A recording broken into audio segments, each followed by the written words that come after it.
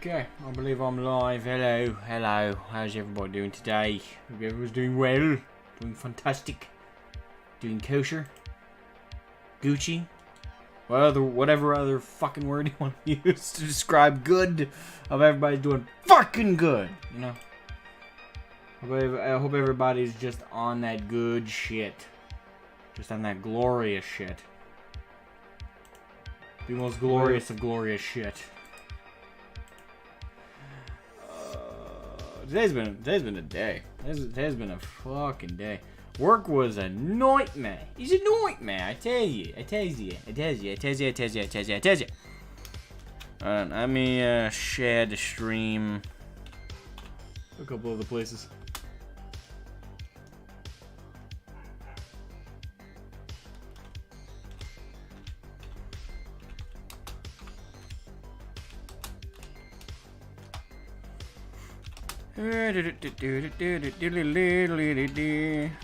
Also, welcome Pierce and Debido. How are you? Everybody's doing fantastic. I forgot an S in miniatures. Plural, I think, would be a good thing to include.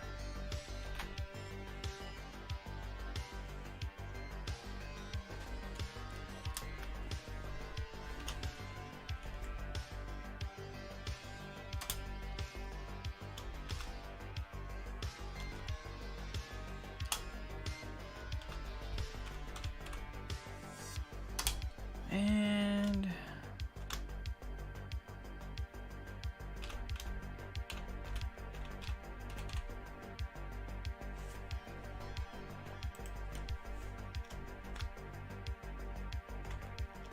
I hate doing the tags. Tags are always a nightmare. Nightmares, I tell you. Nightmare.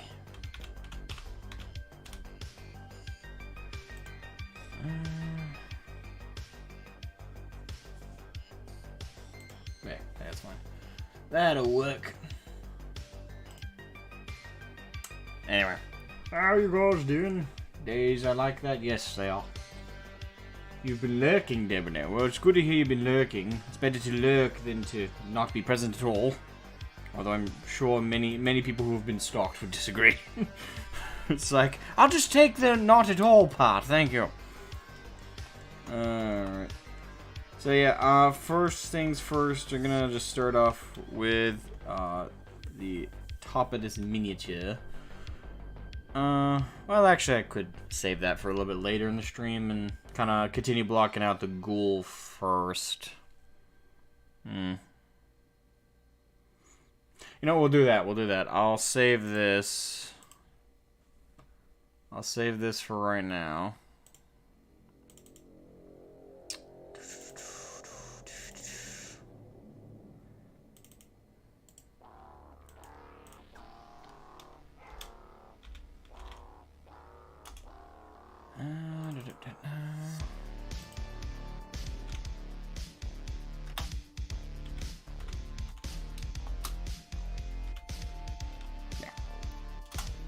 Yeah, we'll put that on. We'll put that on the side for now, and I'll work on my.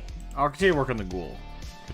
We'll come back to this later, cause I do actually got to think up how the different miniature designs, the different bases I can do that are Gretsch themed. I got a couple in my mind, but I really want to think them through before I try them. I just saved it, so it's fine. Alright, load me up my ghoul. There he is, the sexy son of a bitch. Look at him in all his glory. Alright. So yeah, a couple things I noted to do. I wanted to do before I forget.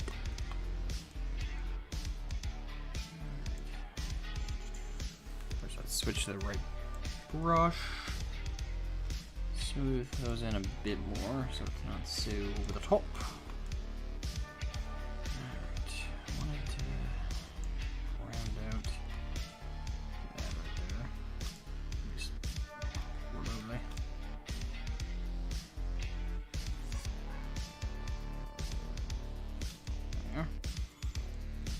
Alright.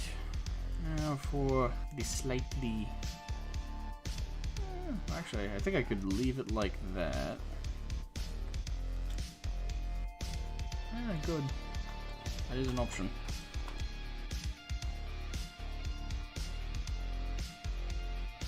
Eh. 792 Siege, welcome to the stream, both of you. Just dropped in to say hi. I'm sleepy and it's late here. Work in the morning. Enjoy the sculpting things. Alright, have a good night, Siege. Thank you for hopping by and get some rest. You're going to need it for tomorrow. You're going to need the battery tanks full and raring to go. Now you gotta be fully energized for the activities in which you are engaging. Which I assume is work. I could be wrong though. It's never safe to assume shit these days. Devino the Lurker, that's your title. Actually, isn't he the Chad of Manberg or something like that on the Discord? Or was that a different phase? It was like, I was the Chad, but now I'm something else. Something evolved, something above it all. Okay. Alright, so we got that. Alright. So... Actually, I want to see how this looks, and I'll decide if I keep it or not.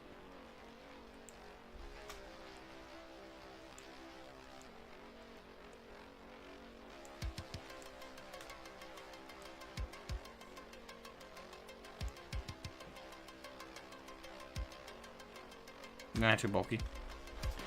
Yeah, the idea with the ghouls is that they're kind of gaunt, so...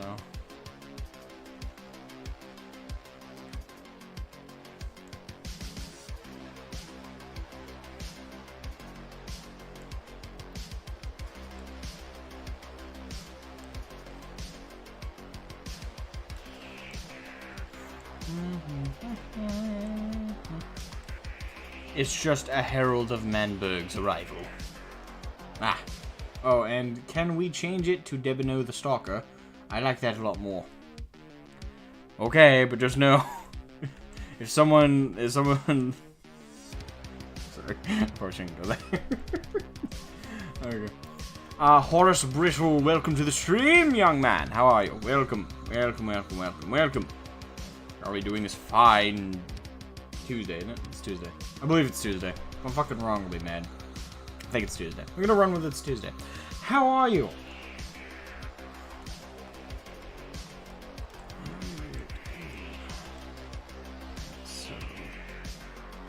Okay, yeah, that's good. That's good.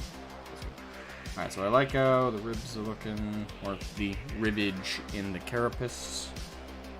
Got your fishy bits. How did you know I'm 19?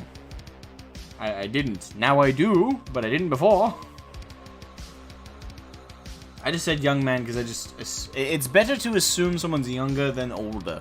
Like, that's the nice thing to do. It's kind of rude to be like, hey, what's up, old man?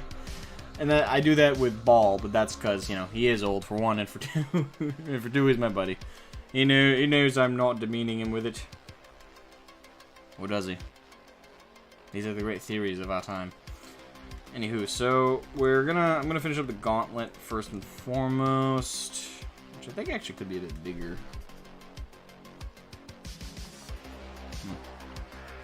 Okay, I don't know. That's a maybe. That's a big maybe. I'm telling you. That's a big maybe.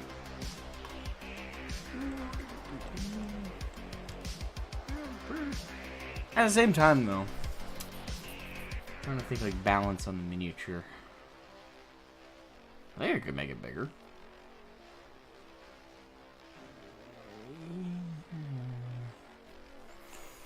Debating. I don't know, I think that's fairly sized. We'll leave it like that. I think size-wise that's fine. It's already kind of bulky enough. Hello, Ball. Speaking of the devil, in which he must have been summoned. He now appears before us all. Hello, Ball. How are you? How are you, young man?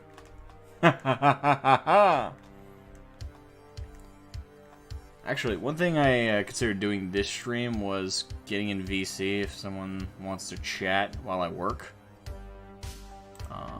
That way, I also have someone I can use as a second pair of eyes to watch the chat. But I didn't know. Maybe that's not a good idea. Well, I thought about it, but I wasn't sure. Also, my beard has been puffy today. I don't know why. I think it's because I shampooed it this morning. Yeah, whenever I shampoo it, it just poofs out. You just finished work. So when you say what is the difference between finished, and finished? Is finished just when you do the casual, like, all right, end of the day, clock out, walks out, and finished is like, I'm clocking out. Not only am I clocking out, but I'm clocking out for tomorrow and the day after, and the day after, and the day after, and fuck all y'all. Like, is that finished, or is there a different way I should interpret double finished? Finished times 2! You're open right now? Okay. I guess there's no shin in hopping into sleeper's den then, and chatting with you. There's someone else I can use as a utility. Someone else to be my slave. Watch the chat, damn it. Alright, anyway. Alright, so, first things first. Add a little bit of stuff here. Yeah, one thing I wanted to add that I think is, I gotta keep in mind that this is for miniatures, so the details have to be obvious because this thing is gonna fit on a it's gonna fit on a 25mm base, so that fucking big. So a lot of the details have to really pop, or they're not gonna even be visible, let alone paintable. It's also why it's why you gotta be a level of simplistic, but a level of detailed. And you gotta find the healthy mix in there. Like I said.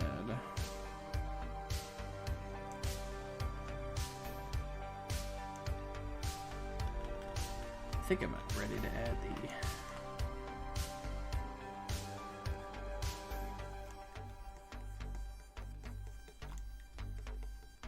I'm gonna go smaller.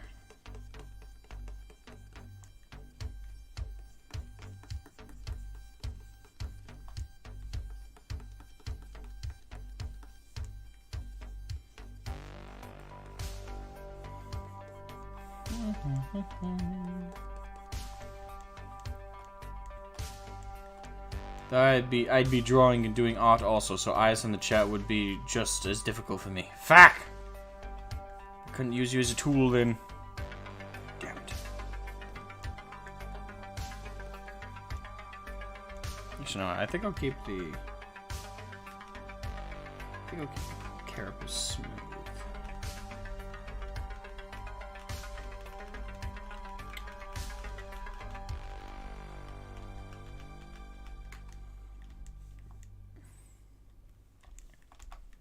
I popped on anyways, so we'll see. Welcome.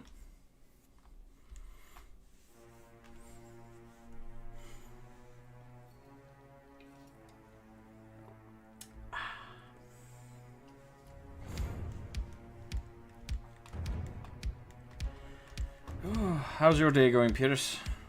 I just got back from work a little bit ago. I had myself I have like an early brunch, and then when I got back I was hungry again, so I had a dinner. Dinner is a good way to do things, I found.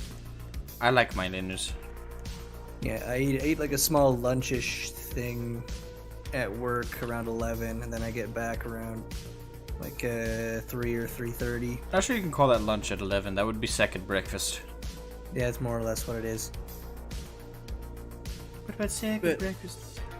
But I work at just my part-time job is working at a middle school as a special needs aide, so I eat before the kid that I help out with shows up. Because he's a handful. Yeah. That's cool of you. Not sure how I managed to get the job, but it's pays all right. I only work 25 hours a week though.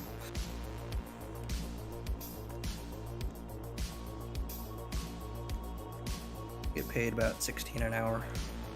That's not bad. So yeah, 16 an hour, 25 hours a week. Though the way they do their paychecks is I get paid at the end of the month, so it's not bi-weekly. So I get paid monthly.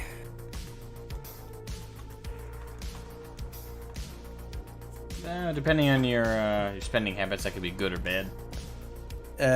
Well, my spending habits have always been bad, but it does kind of help to have get a big fat check at the end of the month, I suppose. Yeah, it is a rather good feeling. I would hope so.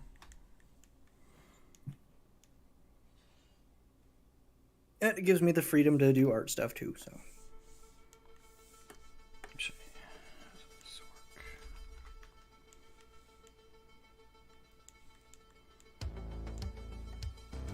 We're 10 to 3 Monday through Friday.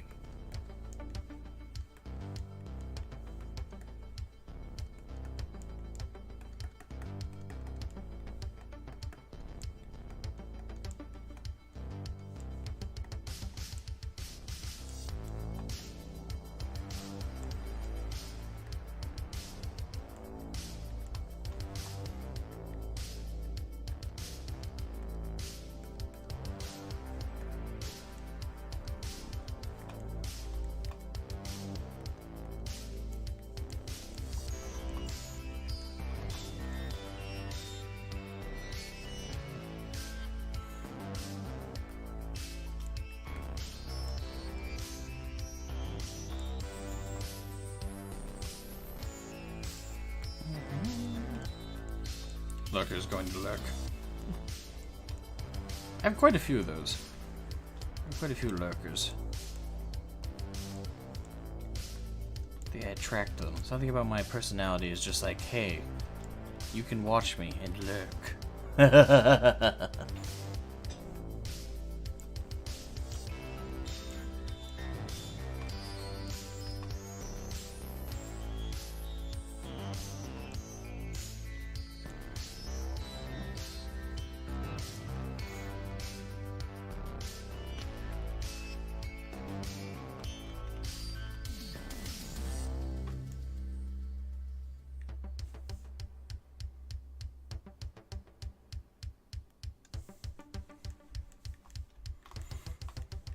Yeah, what I wanted to do there, I don't think will look very good. There we go.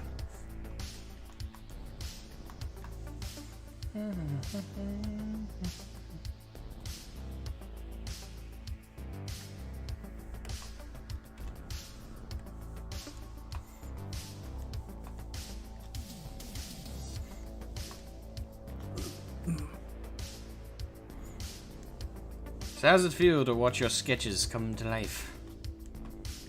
Ish. It is very interesting. I mean, I've done ZBrush before, of doing a drawing and a sketch and then bringing it forth. So it's interesting to see it pop out in 3D. But that's also kind of how I think about things when I draw. I sort of create a sort of 3D image in my head in a sense. A lot of times, it's more like constructing than.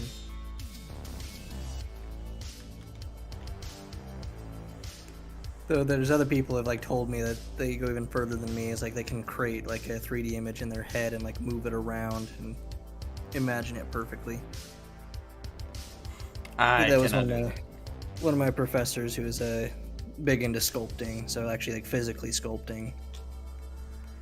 I can envision what it'll look like when I'm done. I can envision the steps to get there. But a lot of my art process was sculpting in particular. Because the thing is, I learned how to 3D sculpt in software like this, conceptually speaking, by sculpting clay when I did art when I was in school. Because a lot of that process actually is very ever-present in ZBrush. Obviously with ZBrush so you could fix your mistakes more easier. And it's less messy. But the concepts are still there. The kneading, the repetitive motion to shape it into the way you're envisioning, the usage of geometric cutouts and then mushing them together and then slowly building and cutting away into the details you want to morph. All of that, conceptually, I think I would have been harder for me to figure out. Alongside ZBrush's really awkward UI, but all of that would have been harder to learn if I hadn't already had a grasp of it in terms of the basics from my time in school. Yeah, I doubt I'd remember much about how to do ZBrush. I haven't touched ZBrush in a couple years since school, so like since I graduated in 2019. Wait, you graduated? No, oh, that's from college. From university. I was about to say, I was like, wait a minute. I graduated high school in 2011, but when I 2018. graduated from university, it was in 2019. Okay, gotcha.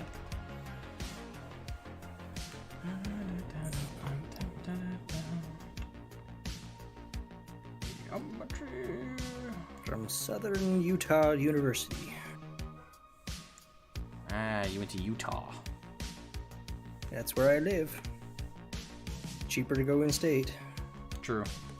It's always cheaper to go if you're local. And that university had a very good illustration program, which was really the biggest motivator to actually even bother going to university at all. I'm so happy I didn't go to college.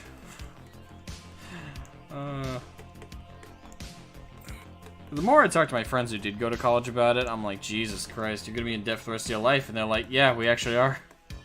I managed to do just a lot of help from family, and at least working through it, I managed to get out with manageable debt.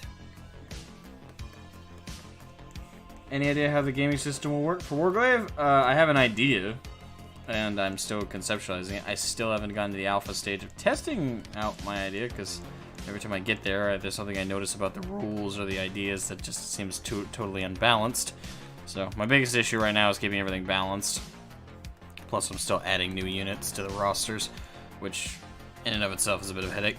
But the general outline that I'm sticking with for the moment, and that's more or less the game outline. Hey Jenny, welcome to the stream. Right now, the game's general outline is very much like I'm wearing my inspiration in this regard on my shoulders. It's very much based on 40k because that's like the tabletop war game I know. So that's what I'm like. How that works, I'm kind of building off of. Obviously, I'm not copying it. I'm trying. I'm just using it as a baseline to develop my own rules. So sorry, GW, you can't sue. Sorry to break it to you. Well, they can. They just wouldn't win. Yeah, it'd be a total waste of their time and mine. Well, given that they've gone on flippant lawsuits before. True. I wouldn't need to pay a lawyer, though.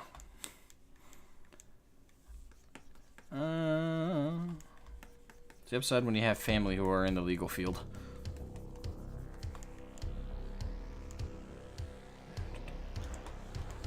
Making Ball feel old. I didn't think you needed us to feel that way. You are old.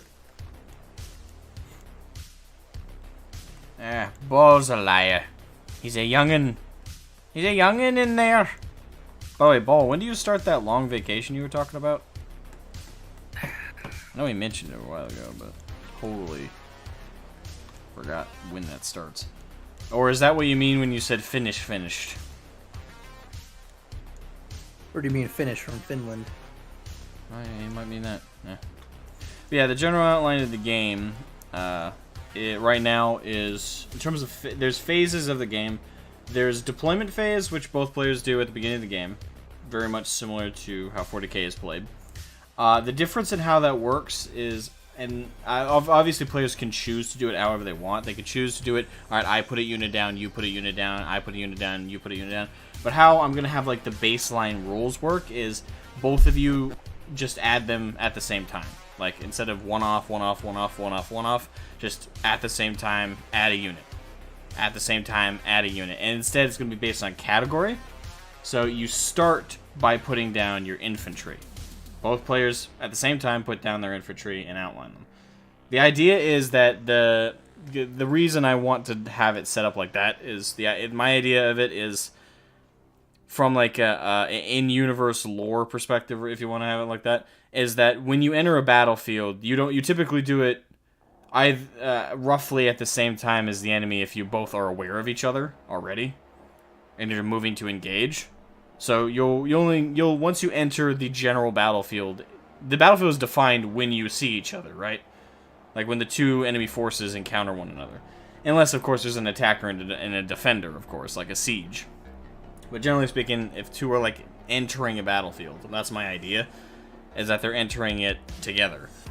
So both players put infantry, then both players put elites, then both players put heavy support or fast attack, and then they put their HQs, and generally they're going to end off by putting down their support units once everything else is put down. That's going to be the deployment phase. Then both players are going to roll off to see who plays first. Who gets the first turn. And certain armies will have a advantage here if you get first.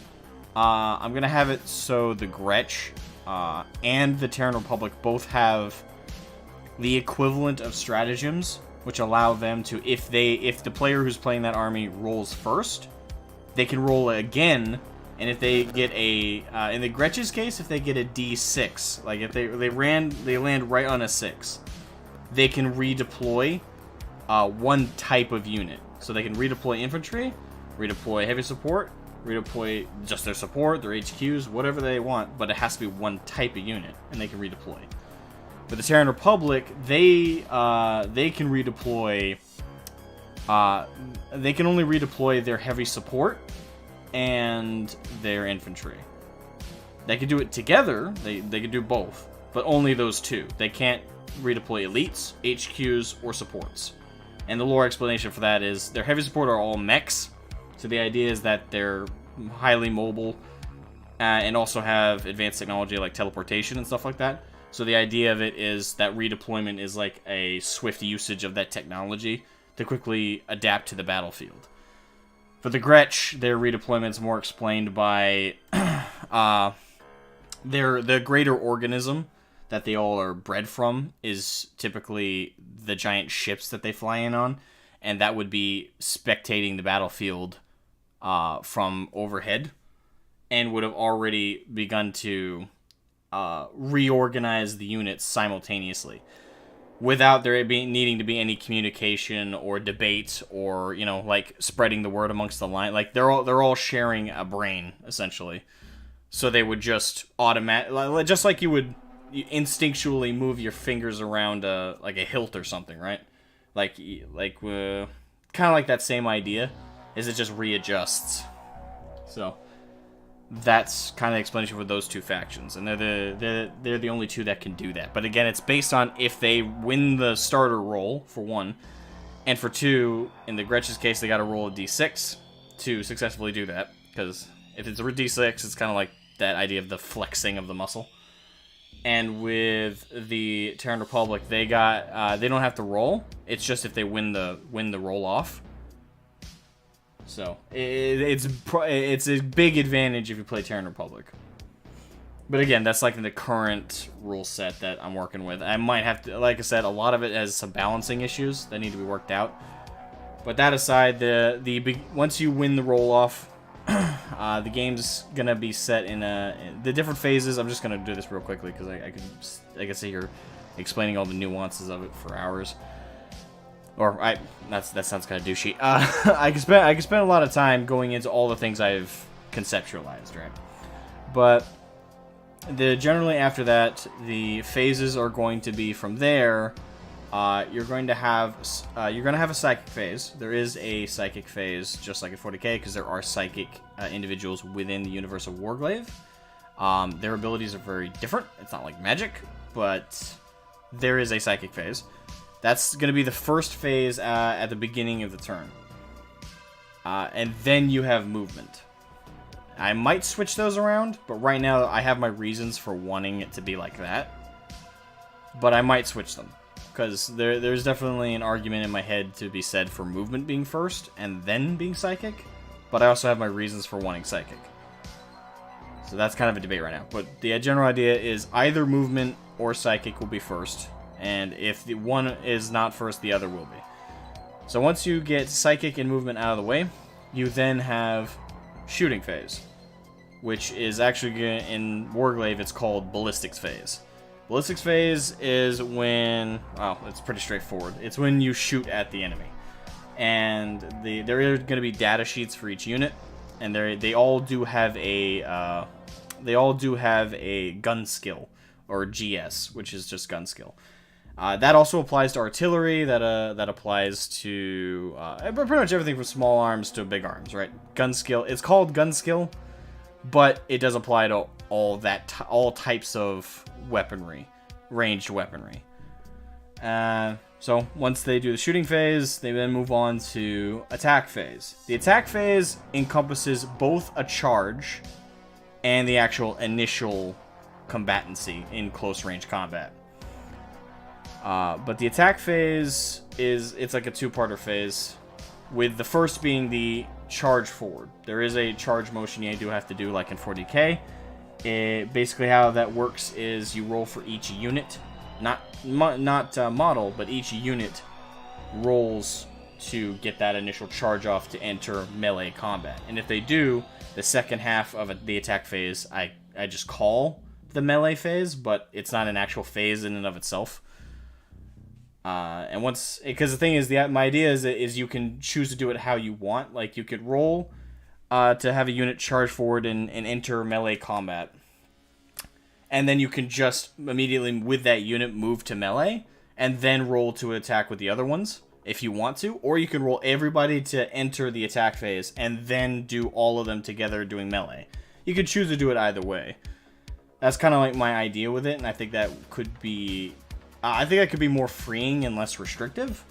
But again, when the alpha testing of the actual tabletop game starts getting underway, I'm curious how that's going to look. It might feel too janky or weird, especially if you're used to a system like 40k, especially how it is right now, where it's definitively you have to charge everything and then have to attack, as opposed to having the option to charge this unit and attack, and then charge this unit to attack, or charge everything and then attack. You know, I kind of want to see how it works. It'll be interesting. Maybe it might be better for me to split it up into two definitive phases, but I kind of want to see like how that loosey-goosey approach to melee combat will feel. So after the attack phase is all wrapped up, you then have support phase. Support phase is going to be a big one, I think, to Warglaive, which is the idea, because in Warglaive Gothic there are units that are categorized as supports. Every faction has a form of support unit, and what they are is, using the Terran Republic as an example, Terran Republic have medics. They have units on the tabletop that come up and they heal units, and they get them some of their HP back. But they're non-combatants. They can't fight. They can't attack. They have no shooting. They have no melee. They are solely there to keep your other units alive, or keep them buffed, either increasing their attack, increasing their range, giving them better defense. There's going to be a large variety. And support units are kind of like the most unique thing. Well, I'm not saying no other game. I don't know every tabletop war game, obviously. I'm sure others have something like that. But it's the most unique thing within Warglaive compared to what's inspired the game, right? So with the support units, again, they're all non-combatants across all factions, and they're all support units. And they are going to make the games longer. I do have that thing, because if a particular player is good about keeping their supports alive, those games will probably be long. Because, especially if you have a good enough support mix, you can keep your whole army basically on the tabletop indefinitely throughout the game. So one thing about Warglaive Gothic is, and with that support phase and those support units in mind, is the games will be longer. You're not going to really have very short games of Warglaive. I like that personally, but at the same time, it's one of those things where some players are like, oh, well, I really don't want the game to feel dragged out. So again, how that's going to be worked in properly will come down to how it plays in alpha testing. But yeah, after support phase has been done, then you have the leadership phase, which is basically the morale phase for 40k. It's the same idea. If a unit lost some models, you gotta roll to see if anyone runs. If they do, you have to take a couple more units, a couple more models out of that unit, and hope you don't lose any more, because it's gonna be more difficult. So, and that'll be it. That's like the full phase layout of the game as it's currently laid out in my notes. I tried not to be long-winded, but I think I actually ended up being long-winded.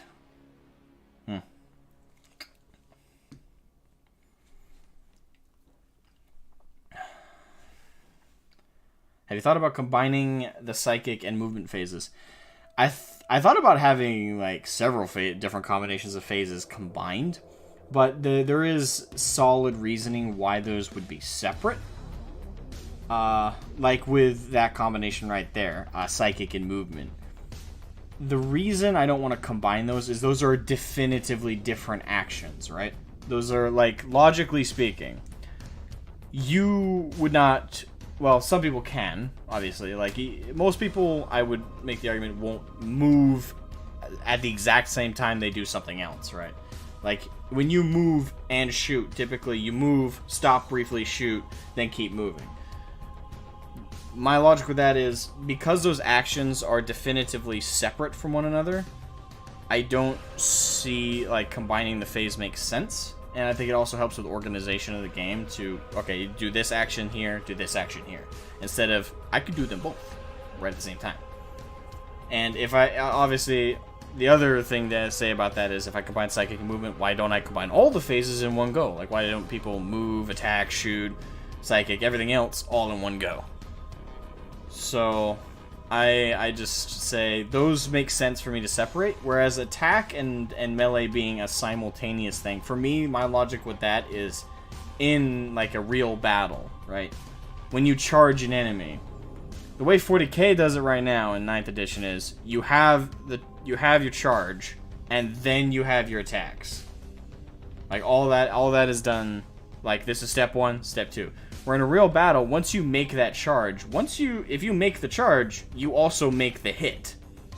Like part of the melee attack was the momentum you had when you charged in. So I make that argument that makes sense to me, to have that all one thing. So charge in and attack.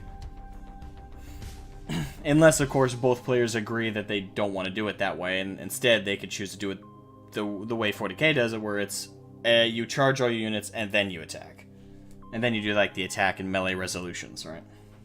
So for me, that's like my argument for it currently.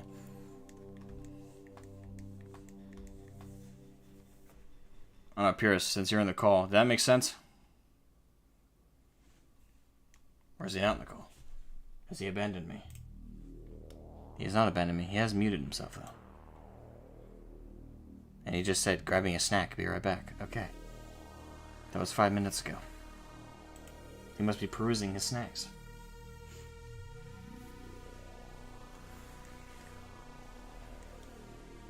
You're off next week. Okay. Gotcha, ball. Gotcha, ball. Yeah, ball.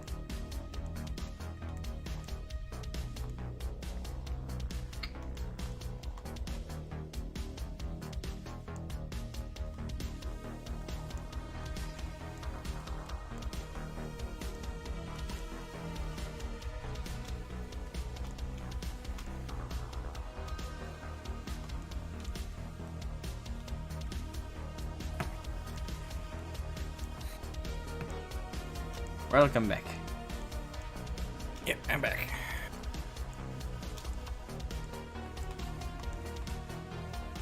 Went to go grab a snack, didn't want to interrupt the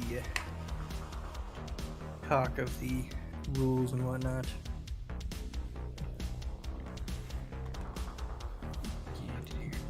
Stopped on the way, talked to my brother who is currently printing out more 40k models. Nice. I think he's doing, he has like a bunch for the Space Wolves, but he's doing Eldar right now, I think.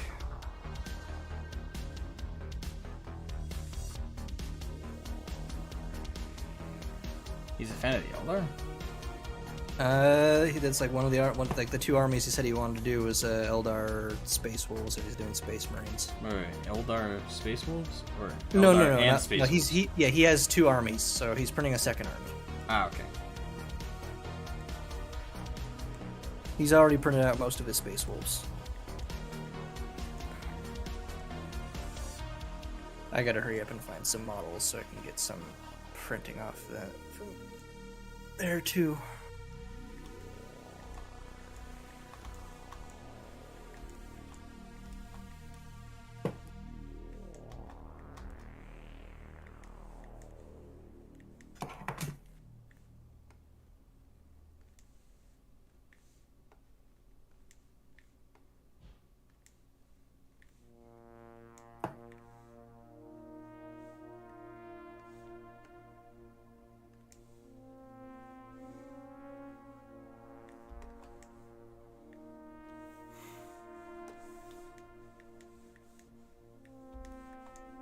Balancing will be hard is never ending. Yes, I already know that no matter how much pre-development I put it through, there will be a level of balancing that still will have to happen after first edition. That's the thing, like, even with alpha testing, even with quality QA testing and everything, no matter what, there's going to be some gamer out there who's going to think of something me and whatever QA testers I drag into this mess will think of and utilize that I never could have. They will exploit. They will find the exploits. When you have cheese artists, you will get cheese, and they will find a way. I've accepted this, but at the same time, the goal is to make it hard to cheese, not easy. That's like the idea, anyway. You want to produce quality cheese. In small doses.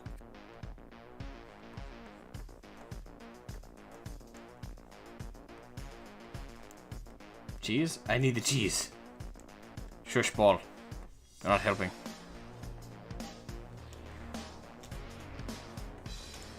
Now I'm just imagining Ball as he's just with living in his hole with little mouse ears, just sniffing the air. It's like, where's my cheese? Cheese.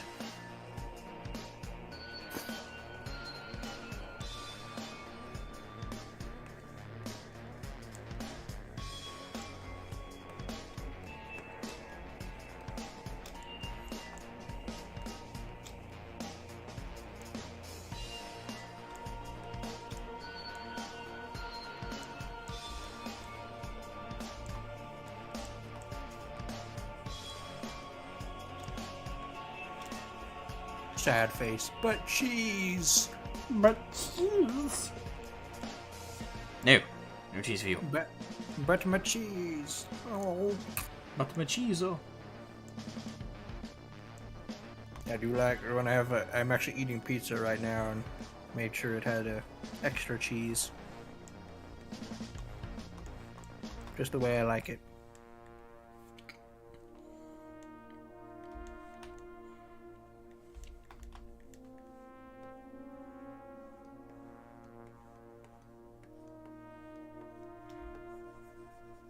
You can try to hide the cheese, but I will find it. Yes, I'm assuming, Ball, you will sniff out the cheese.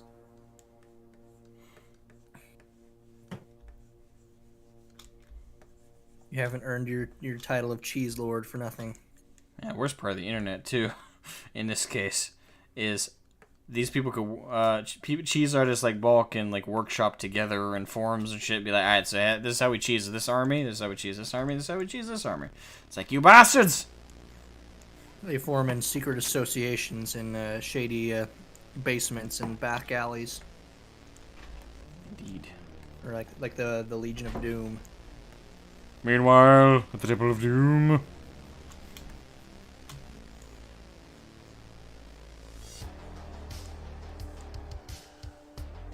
Or that, what's that? The villain pub from the How It Should Have Ended. Yes. Everybody hates your face.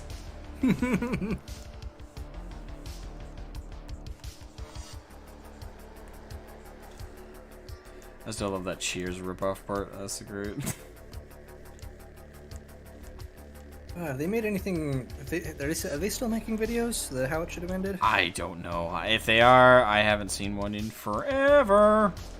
I feel like I on their YouTube that I'm like subscribed, just like not had any promoted to me of late.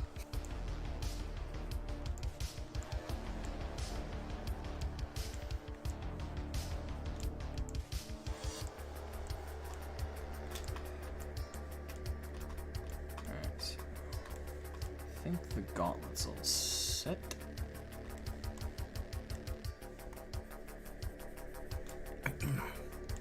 The quote-unquote gauntlet, just the growth over the hand to make it more. It's still a gauntlet. It does the protect, and it allows for attack. Mm-hmm. It serves the role, therefore it counts.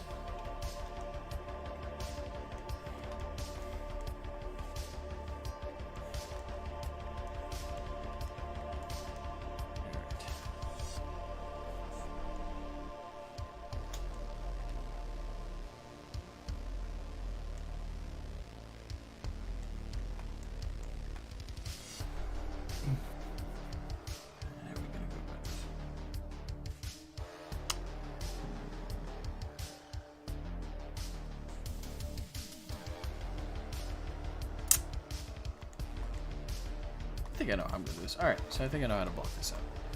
I think, and I think again. Watch out, that's a dangerous pastime. Especially these days. What? You're using your brain? Well, clearly you're not welcome on Twitter. Yes, we only allow brainless NPCs on Twitter. I will say, Twitter's still a shithole. There's some good people, like I said. Like, I'm on there for the miniature painting stuff. The miniature painting community is pretty cool.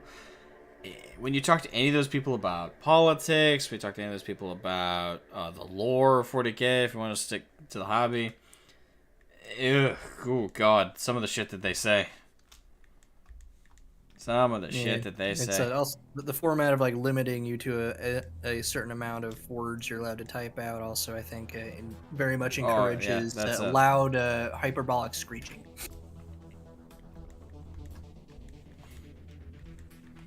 Doesn't allow for a lot of nuance. Or any, for that matter. Yeah, there is little to no nuance. That's for damn sure.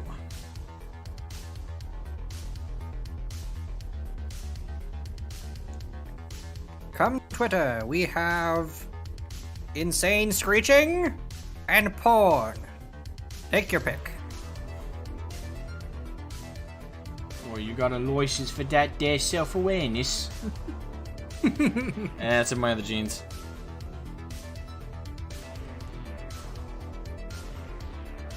Must be the thinking. Yes, there's smoke coming out my this there ears. Gonna have to replace the thinking cap soon. It's about to get worn out. Mm-hmm.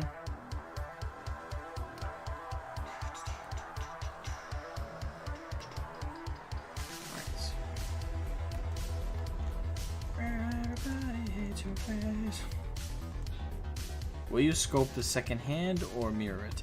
I can't mirror it. And fuck. Mirror it. I can't mirror it. It's not. I'm not doing a Y pose or a T pose, so mirroring it doesn't work. That's the thing. I'm making this harder on myself for like the initial sculpt because I'm not doing symmetry. Because I'm sculpting it in the pose, it's gonna be in when I finish, as opposed to doing a T pose or a Y pose where I can then rig it and then move him into the pose I want. The reason I hate doing that is, first of all, the rigging process, especially in ZBrush, is fucking annoying. Secondly, it's not very accurate with the weights, no matter how you finagle it. So once you move the mini from the T pose or the Y pose into the pose you want, it looks awful. Because all the stuff that you sculpted will be all stretched out. It'll be all moved around. It won't look right. So you end up spending like another 6 hours just fixing the weird morphs that happened when you reposed it. So I just say fuck it. I'm gonna sculpt it in the pose that I want from the get-go. Yeah, it's gonna say at the end of it, it's still gonna take the same amount of time, because whatever time I would have taken to rig and then pose him, I'm now just investing into just doing one aspect of him at a time. So there's really janky things with the polygons, especially if you screwed up somewhere in the early stages. Yeah. So that's. And Mr. Gretsch here is a asymmetric fellow. Yes. He's got a big bulbous one side and big clubby gauntlet hand, and then the other side's very spindly and stretched out.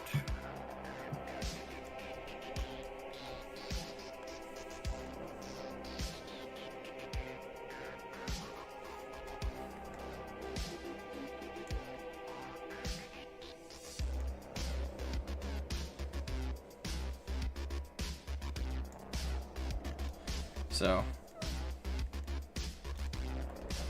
yeah, that's why I'm not doing that.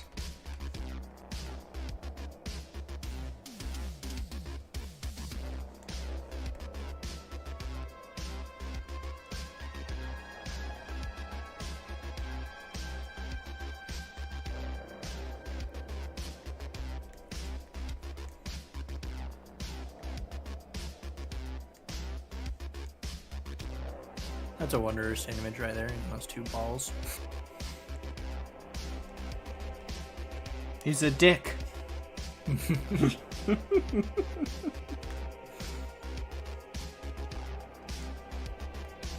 His lower half is a dildo.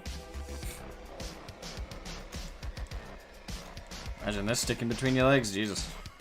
My maturity went out the window. Anyway. My fault.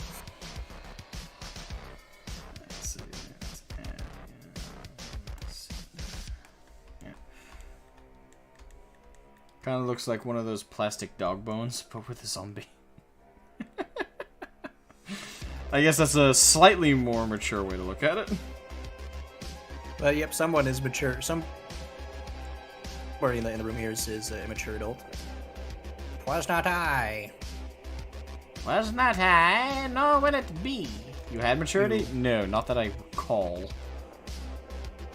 Can't you save a time by sculpting part individually, torso, hands, legs, and blah, and the player would match them and glue them? No, unfortunately. The reason that would not save time is how am I gonna make sure that it all fits together if I did it all separately? Especially in ZBrush. ZBrush doesn't give you measurements. It doesn't give me diameter. It doesn't give me any of the... Everything's just a generic number. ZBrush... I think it had like a magnet tool that could magnetize points to it when you're like really early and low poly, I think, but I don't remember. It's not the same thing. Like, doing everything separately, especially in ZBrush, I'd have to eyeball it. Like, I'd have to eyeball if it would fit together in like gluing. So I'd also risk pissing off potential people who would want to get the minis and print them off in particular.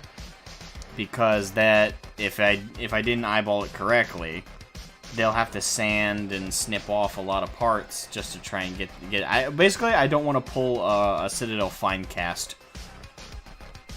I don't want people to basically have to resculpt the mini when they get the pieces. So no, that would not save time. If anything, that would create a lot of bad press trying to do it that way. So I'm sculpting it all together, and once it's all completed in one shape, I'm then going to save that STL, and then I'm also going to break that STL up into pieces. That way, if people do want to bit bash, they can do the bit bashing print-offs or buy them from me, and I'll ship them out. Or if they just want the fully assembled mini and don't want the hassle of having to assemble it, I also have that like fully sculpted together in one shape, one ready to go.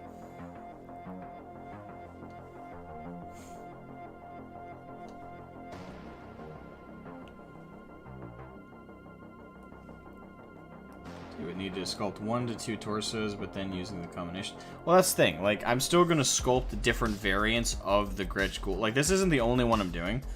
This is 1 out of like 10 variants I'm gonna do. That way people have options. And then once those 10 variants are done, I'm then going to crop bits of them out as bits that people can print off separate from a whole mini to serve as if people want to kit bash. But that still requires me to first sculpt it all as one piece, and then when I'm ready to go, I can, let me save this here just in case I accidentally fuck this up. Yes. There we go. Quick save. Control S. So, for example, once this is fully assembled, I'll do it like this. Like, I'll control duplicate the model, and then I will... Let me make sure I select the correct thing selected. This might not do it, because also, I think this has multiple geometry. Nope, it doesn't. Okay, good. That makes it easier. So, basically, I'll just do this, and I'll chop off chunks. And that way... you know, I'll basically I'll basically duplicate it as many times as I need to have a part that's let's say the torso split right here on both sides. I'll chop off the head, I'll chop off the lower abdomen, and then that'll leave the torso. And then that way I can then take that and make that its own STL that people can print off and use as, again, bit bashing. Whereas they also have the option of, before I do that, and I save off the STL of the whole thing sculpted together and put together, they have that option as well. Again, there are plenty of people who in the hobby don't like the assembly process, but there are just as many who like the assembly process. You know what I'm saying? Like, there are people who like to get bashed, and there are people who just want the mini to paint. And even then, they don't want to paint it, they just want something to serve as your unit on the tabletop. So... yeah, that's the idea, is it's all going to be done together, and then when it's all finished, I'm going to save off that fully assembled STL, and then I'm going to do what I just explained, which is snipping and cropping each bit, like the torso, the head, the arms, everything off separately. So, and the way I'm doing it is the way I see it done the fastest. I'm doing this the fastest and most efficient way I can currently.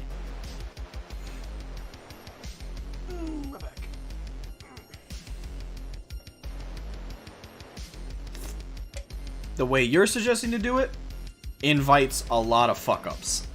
That's not an offense to you. Like, I get where you're coming from, trying to offer like other solutions and ideas, but the way you're suggesting to do it, or the way you're posing to do it, would require me again to eyeball. Like, once I assemble each and every single individual piece, I would then have to eyeball to see if the connections actually go together properly and don't look like shit, which in and of itself would be a bit of a nightmare.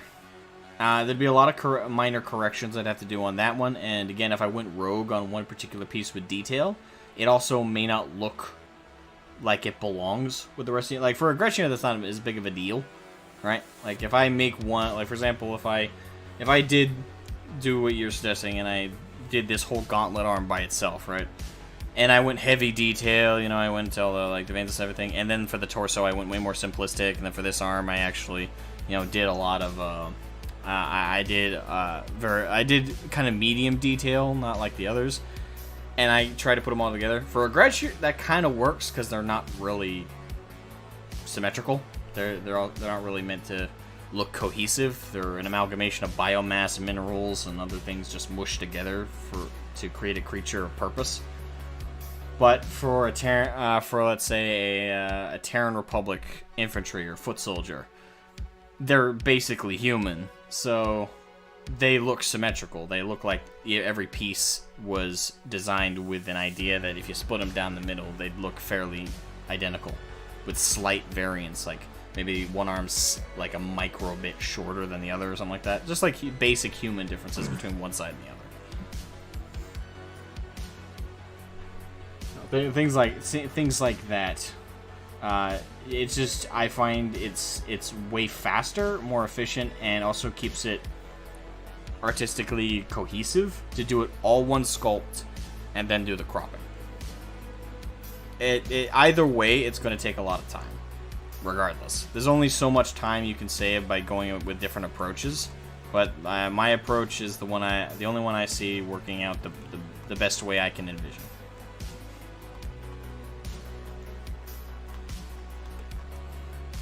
I pull up the concept art appears to me, so I can properly make sure that they match.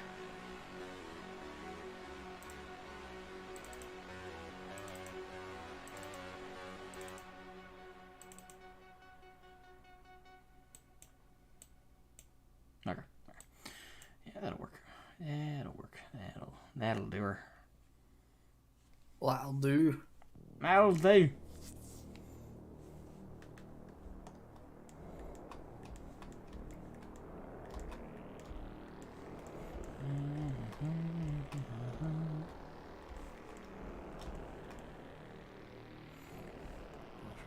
Way too many details. So, which art piece are you working on? I'm still doing Caboose's thing. He wants his battle tech. Like there's 4 mechs with him and some of his like people, his friends, standing in front of him. So I have to do 4 independent battle tech mechs and discovering just how many tiny little details each one has. I would assume a lot. So I am admittedly relying at least a little bit upon tracing, which I do on occasion. I change it a lot, like posing wise and editing, but when you gotta get details right, I'd rather not screw up. I get you.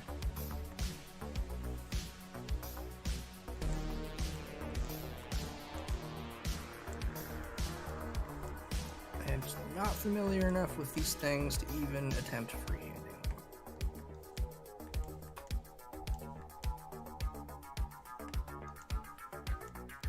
I think if you're just tracing the pose, I think that's fine. Like, that's because poses make sense to trace, in my opinion, because it's just saving time. Like, your end result is still supposed to look like that pose. So it's not like you're doing anything that freehand you would do differently. And these are mechs, so they're all supposed to look a fair bit uniform. The differences will come when I actually put down color and detail work. That'll differentiate them quite heavily, and I am adding lots of little scritches and scratches and dings and bullet marks and mud, and I have adjusted the perspective a little bit to fit what my needs of the piece. But yeah, big shapes. Some of the very specific details I am doing like a trace on, but I took some original examples from BattleTech and then screwed with the perspective, did a couple like minor edits on the arms and legs to fit the perspective.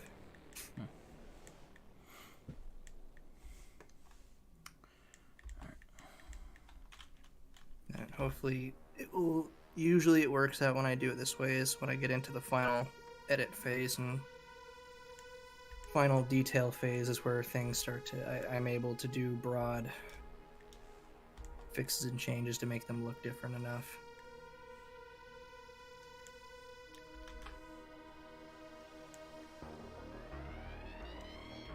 You heard it from me here first. Is art is all about being sneaky and trying to steal things and make things easier for yourself. That sounds bad, but it really is. It's being a skillful huntsman and. Well, it's knowing how to play the game properly. To use all the things without, blatantly just copying stuff.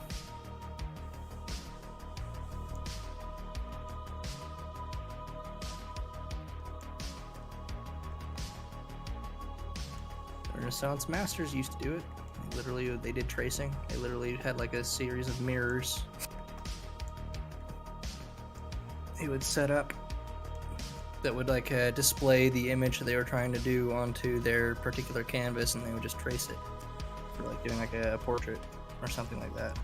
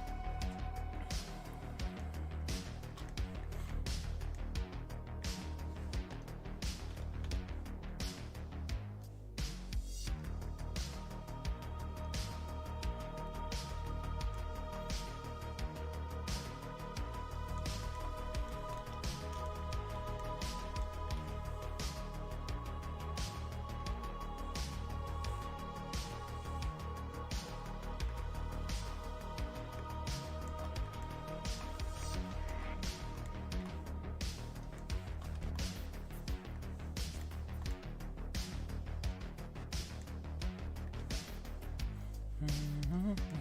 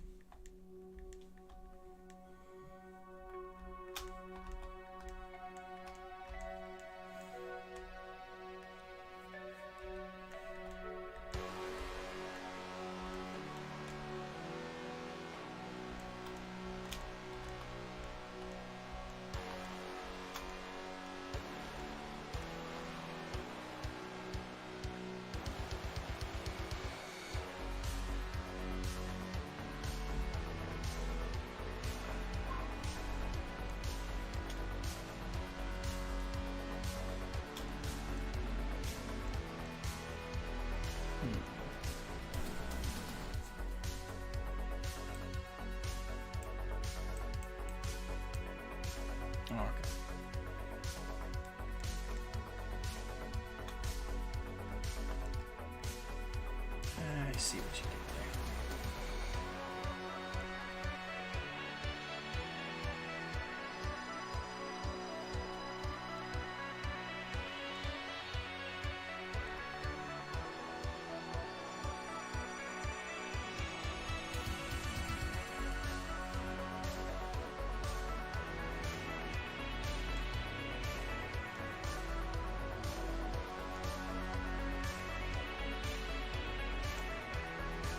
As it is, when I sculpt the next ghoul bridge, basically what I'm going to end up doing is what I described earlier.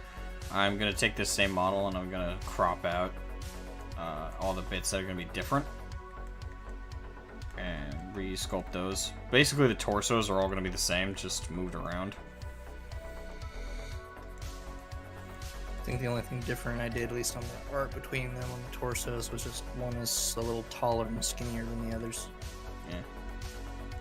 It's pretty easy to do using the same torso.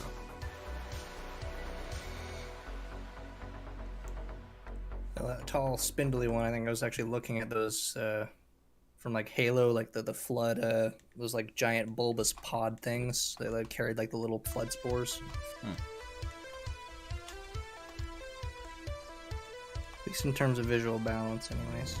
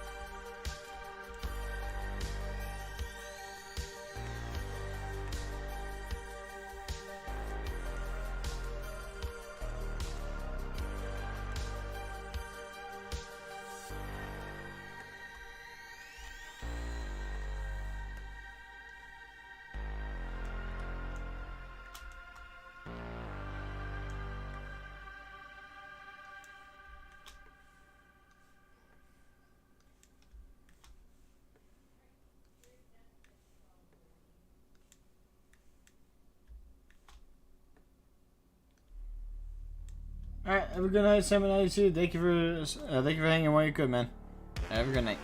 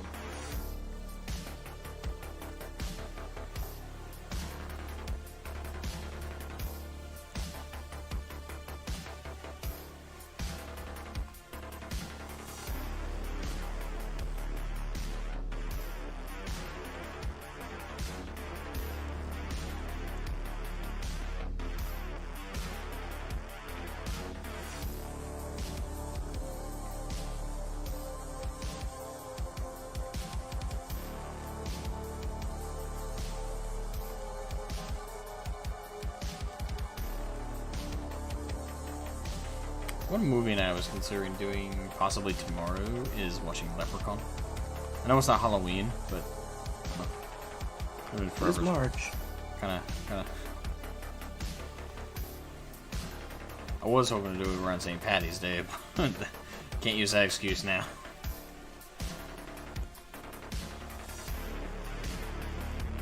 Yeah, we're in the ballpark. It's been forever since I watched that movie. It was such a good film. Very, very good film. It's not like fine art, but fuck it. When you have Warwick Davis playing a fucking evil leprechaun that kills people, you don't. That's a form of art in itself, my friend. Comedic art. Like it. I think I've only seen some images of it. I've never actually seen it, the whole thing. I'm not like a massive horror aficionado, so. It's not.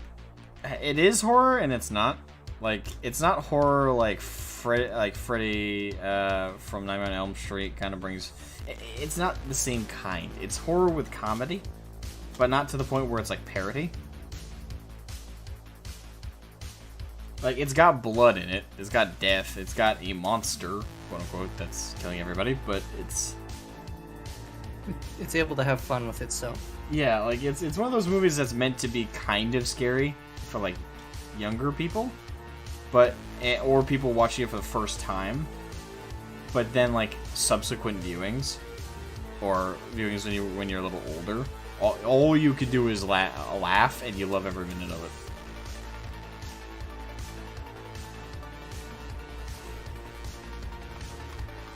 Horror, but it's got a lot of charm. Exactly. Horror, but with charm. With Lucky Charms. They're tragically malicious. Tragically malicious.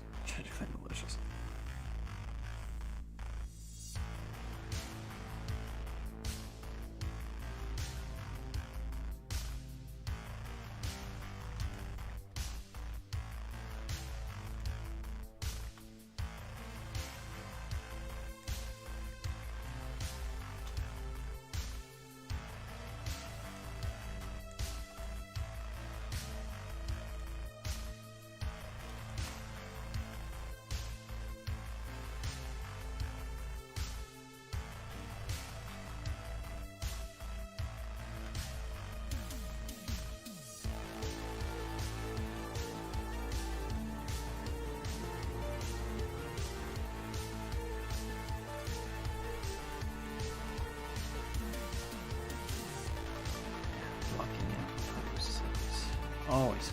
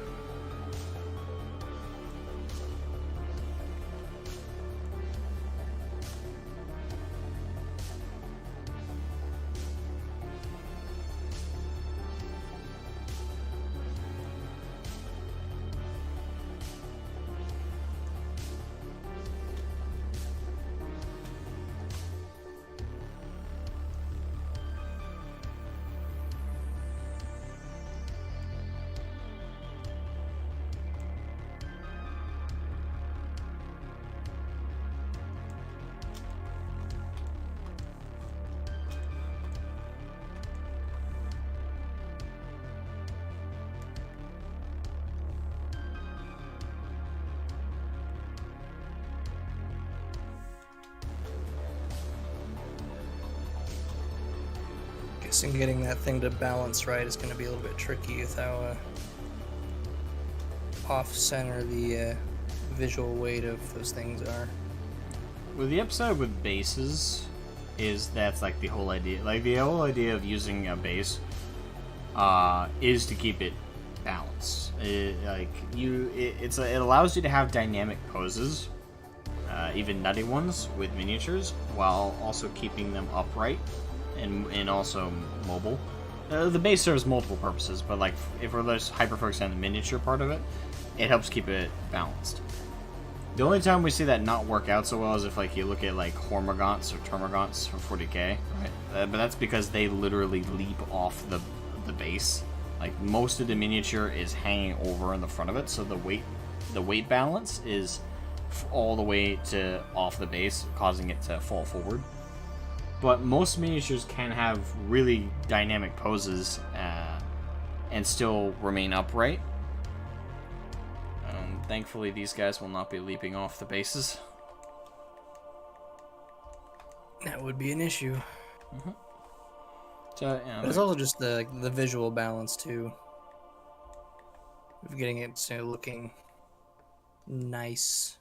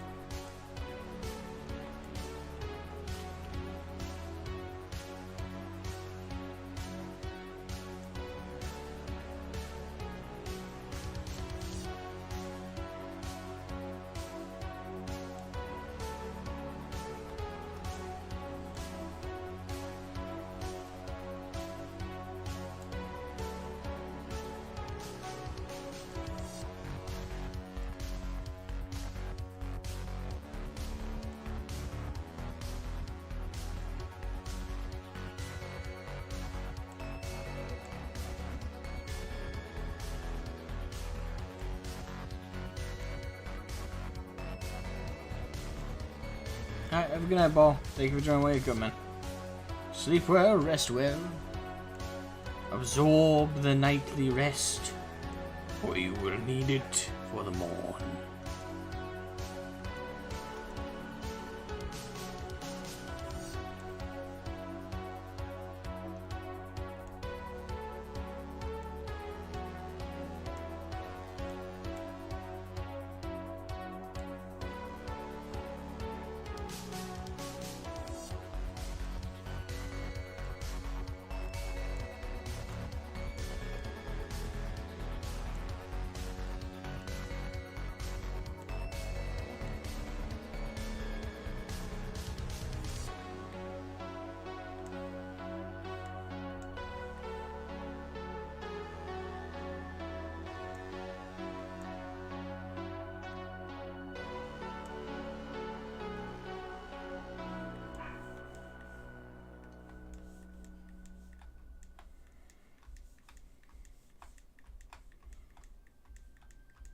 Get you ready to be a wrestle, man.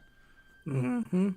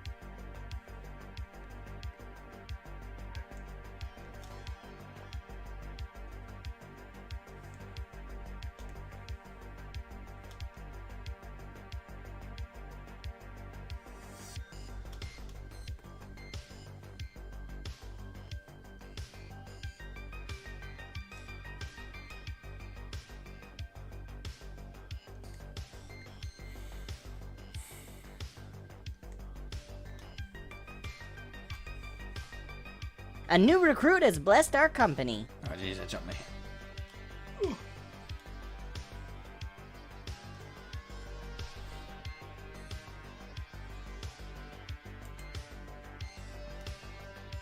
I did not see the name. I apologize. I did not see the name before it popped off screen. Thank you whoever subscribed. Much appreciated.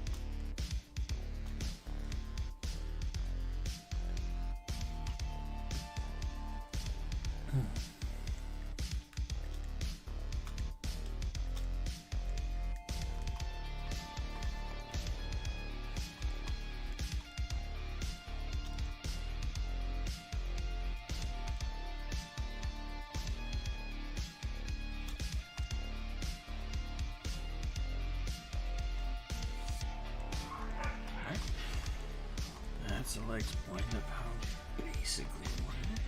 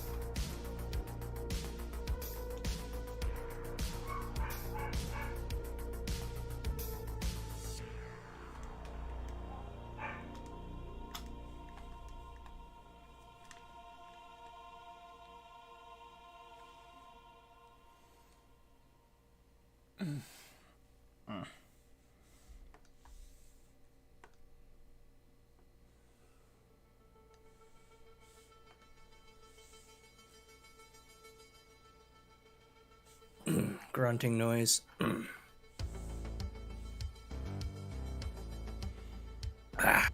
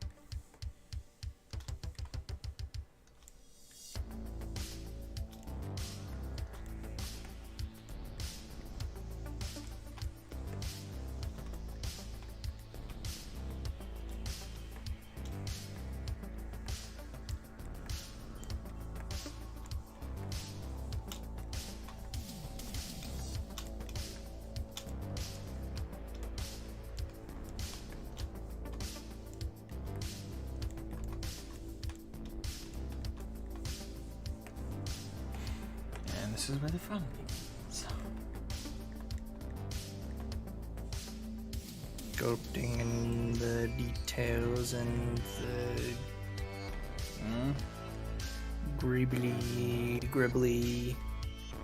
muscly, sinewy stuff.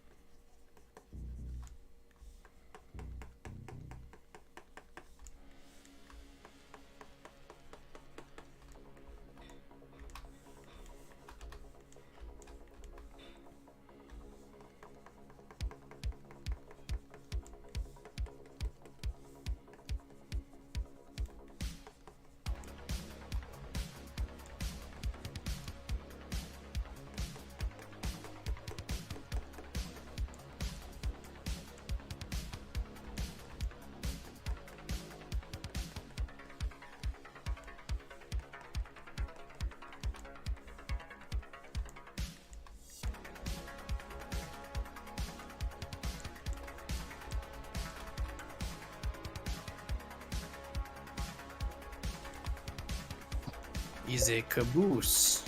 Hola, cabos. Oh, I fucked up. I fucked up bad. You gonna make it? Yeah, it's just I'm a one-eyed Charlie rolling down the highway. Oh, what? Got a light out? The entire assembly's gone. Ah, shit. Yep. Can you call emergency services? Not for something like this, boyo. Ah. This requires your repair shed and a lot of new fiberglass. Oh, boy. You're not streaming right now, are you? I am. I did not say any of that.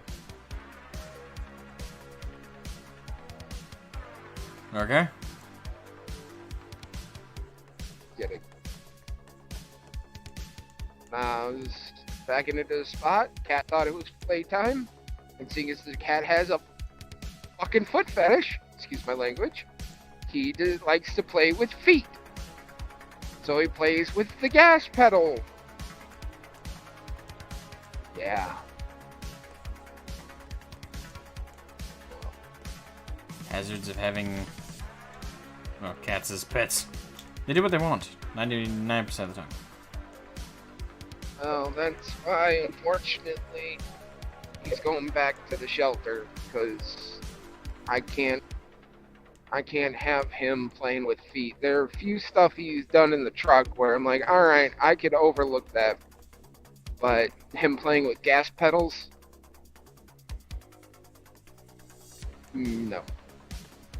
And it's not like, you know, he's a big boy. He's a 17-pound cat. Yes. So he can press the gas pedal in himself.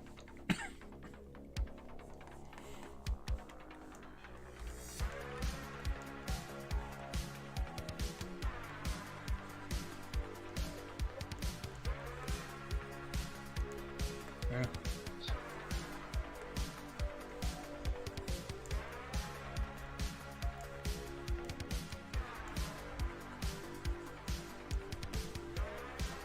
Hopefully he gets adopted at the shelter by folks who don't have to worry about the foot fetish.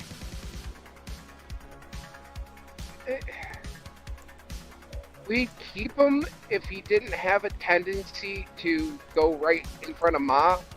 And seeing as Ma's an older lady, she's afraid of tripping, and he likes to sneak up and just get right in front of you. So, yeah. He's a good kid, don't get me wrong. But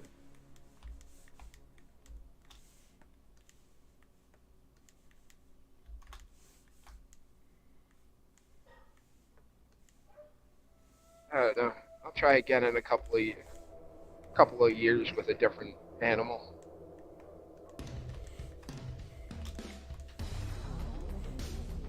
Why does making a fortune have to suck so much?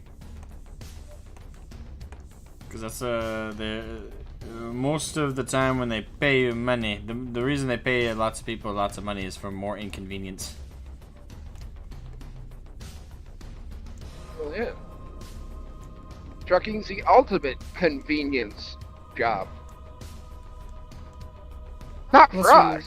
Unless you're one of those people writing articles for BuzzFeed about Brad Pitt's junk. Who make like Do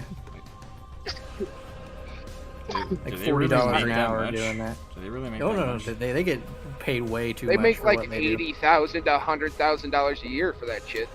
For writing clickbait articles? Yep. Yep.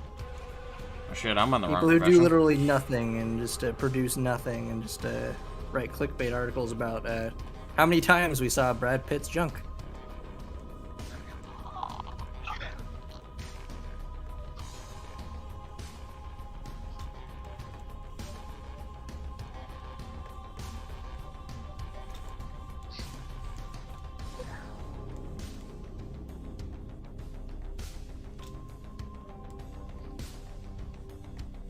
These mechs of yours caboose have way too many details. Sorry, brother. So many geometrical shapes. And shapes within shapes. Shape within a shape within a shape. Yes, those two. Welcome to the military-industrial complex. Shapes within shapes within shapes. That's pretty much, yeah, that's not entirely wrong. Yeah, I heard that the Navy was scrapping all of its littorals. Littorals? Littoral combat ships, you know, those catamarans? I never worked on those, so they probably were never in my periphery, so no, I don't know those. They're they're, they're classified as a combat ship, but they're smaller than a frigate, but way bigger than like a seagoing patrol boat. That would probably still be called a frigate then. Yeah, and they, Depends the on one how. they're getting rid of. Depends on how small. I mean, she can accept a Seahawk. A Seahawk, a Pavehawk. Wait, no, that's the Air Force. A Seahawk and, what's that big bastard the Marines still love to use? Sea Stallion. She can accept one of those on her flight deck in the rear. Huh. Sorry. In the rear. Boarding from the rear, yes, I know. Haha. He said rear.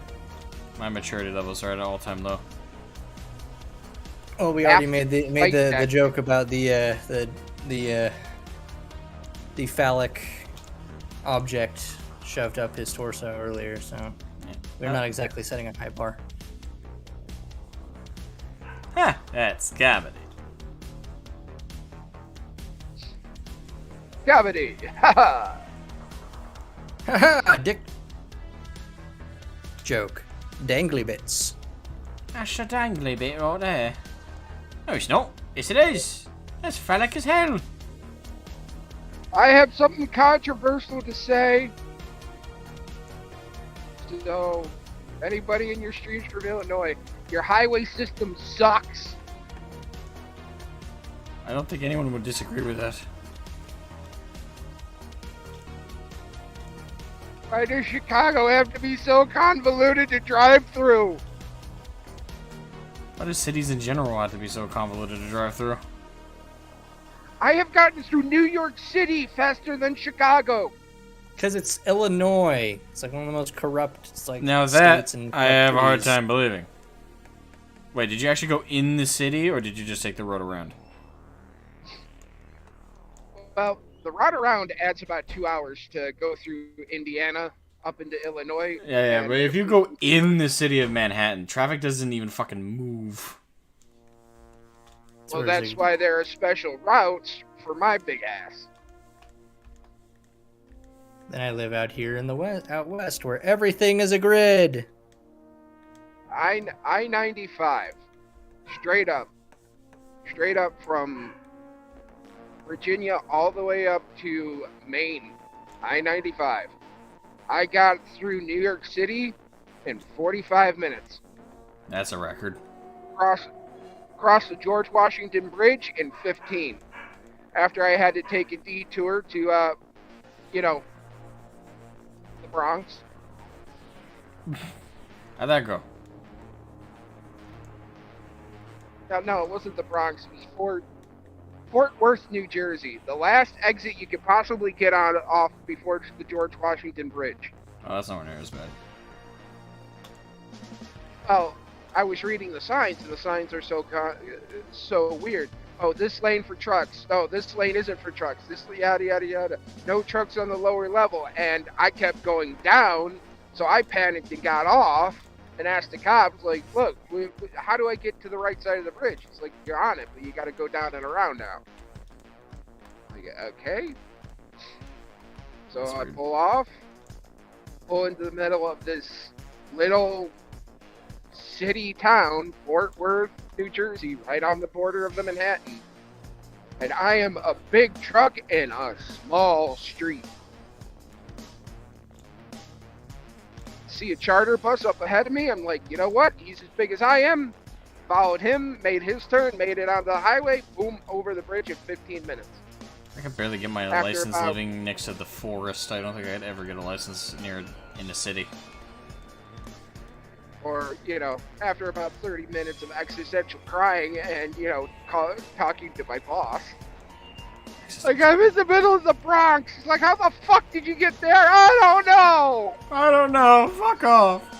What's that meme where it's the guy like texting his girlfriend? It's like, I went to India instead of Indiana. It's like, just tell me you don't love me. Shit, sends a photo. What the hell? How?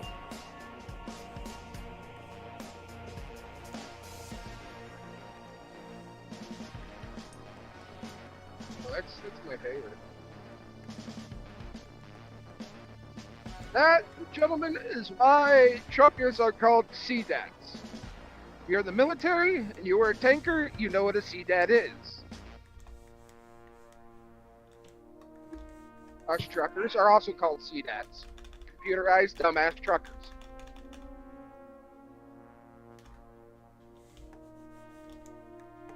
Pierce, what was that supposed to be on the thigh? That muscle fold. Where? I'm looking at the artwork, and there's like this weird muscle fold. Or let me find the artwork in my PlayStation 4. labyrinthine folders. You're getting even worse because I decided to subdivide based on years, so the one folder didn't get too full. I'm getting to regret it, kind of, but also not at the same time.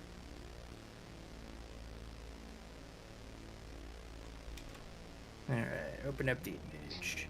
Alright, and this is the middle boy, right? Yeah, the middle one. If you look at his thigh, there's that like curvature. Let's see, I think I was just going for just different muscles and... Let me look at cause I was using human anatomy, but then just kind of warped a little bit. I'm trying to replicate that, but it's... Muscles.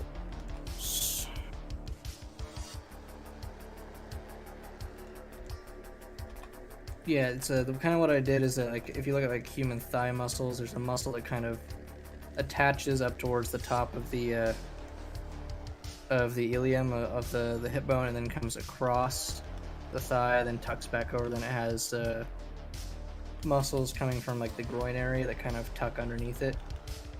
I think that's kind of what I took that and then just sort of extended it a little bit. Okay. I probably don't need to extenuate it too much.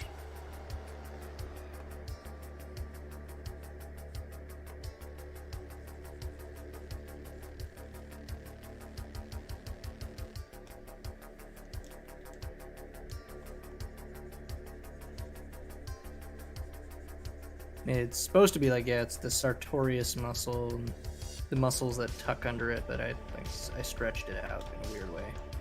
No, that makes sense. I'm just trying to get it subtle. Because a part of me wants to go like ultra detail, but I gotta keep reminding myself this is gonna fit on a 25mm base. And some of that's gonna get lost in the print. Translation. Huh?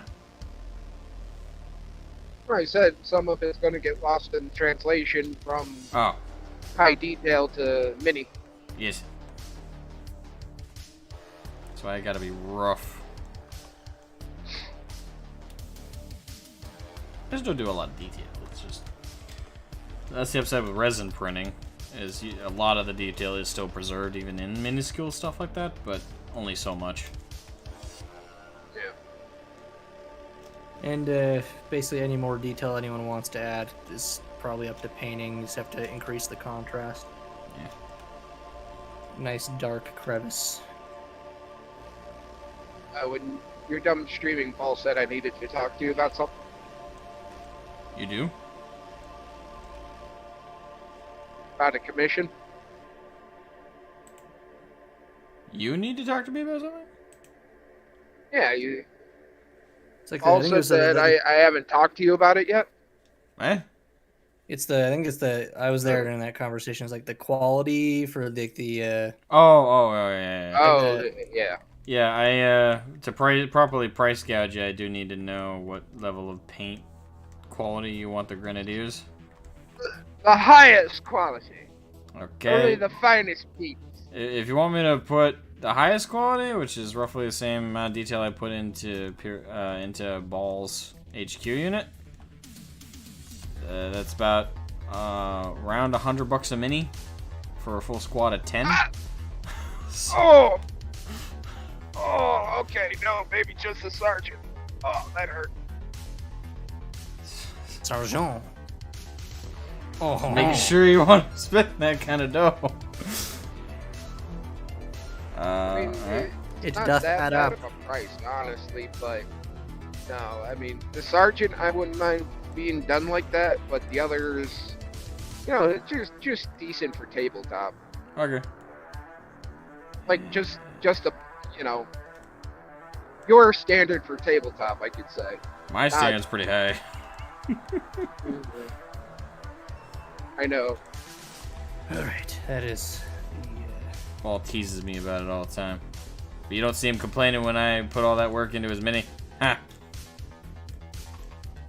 How the turntables. Should send y'all my mechs to paint. Here you go. All right, that's the Warhammer and the King Crab now drawn out in line work.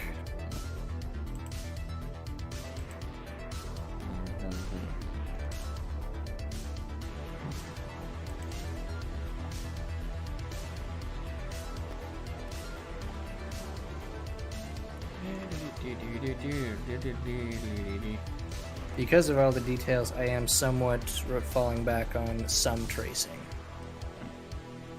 So there's a lot of that I ain't freehanding.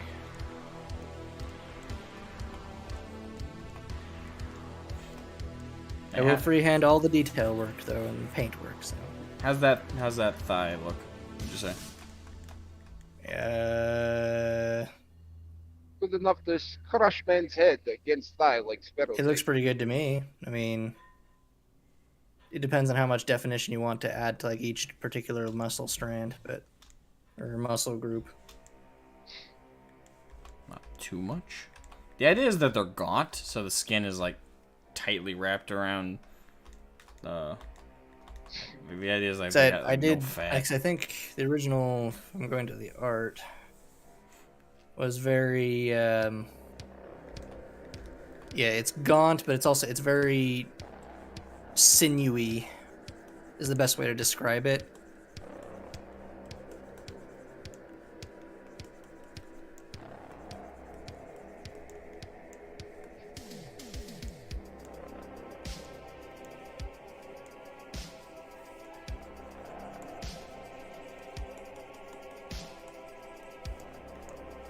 So it shouldn't look like squishy, like bodybuilder muscle. It should look like really sinewy, almost like more like starvation, where it's like the skin is just so thin and tight against all the muscle. Yeah.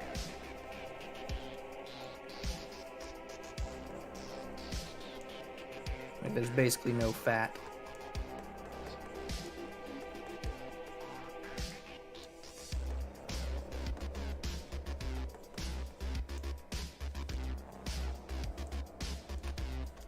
Let's do the Marauder next. Then all that is left is the Black Knight. And then the peoples in the front area. And the background drawing, which I can literally just freehand. Hey Tomahawk, how you doing? I'm doing alright. How about you? Maybe better days.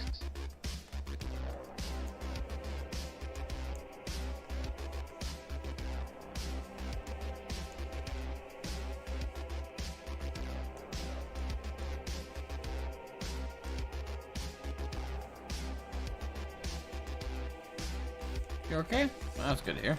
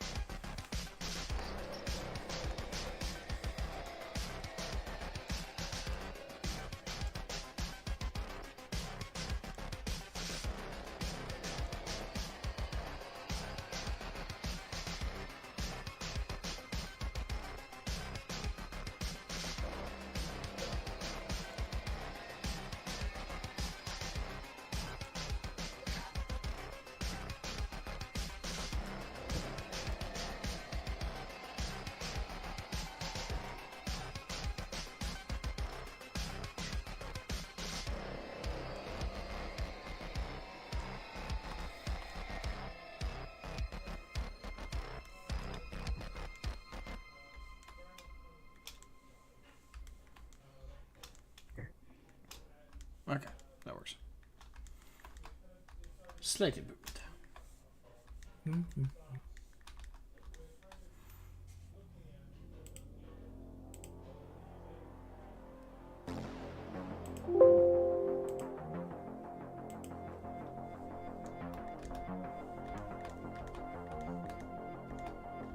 I'm actually kind of wondering visual balance that arm is on this little on the small side. Yeah, At this point, when you're just looking at the legs included. Yeah. T-Rex schools. Hmm.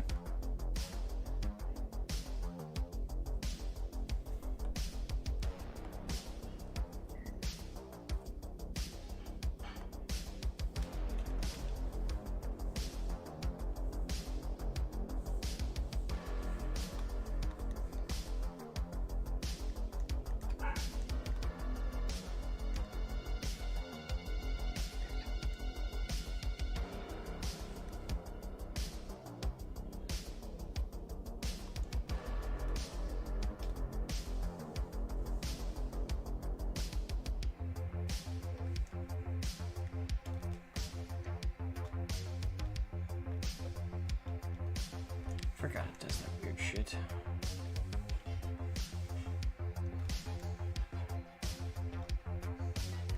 What is this mysterious sound that is emerging from the background? Me? No, it's like I hear this suddenly out of nowhere. It's like doo.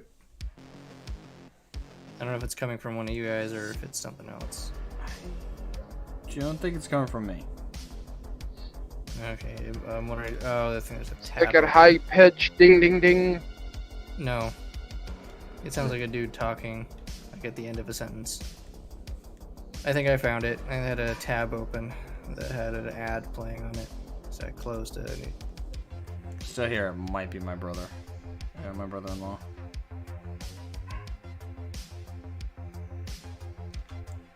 I think he's on the phone with his dad.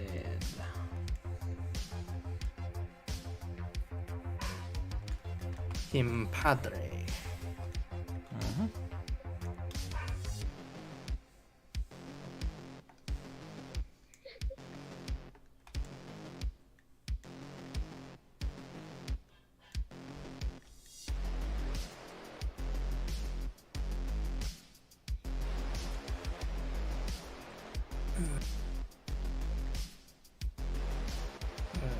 First look. The Marauder does not seem to have nearly as many greeblies as the King Crab. No, the king crab was. Yeah, It's got lots of things. jeez. Lots Marauder of is very sleek design. How would you say that does for size? Too much bigger? I think it's not so much about the bulk as it is the length, but that does in terms of like just looking, because I'm watching on the stream, so there's a bit of a lag, but it looks better. Yeah, I think it's just overall the arm feels a little stubby. I think when you look at how long the legs are. Right. Not like super bad, but just a little bit.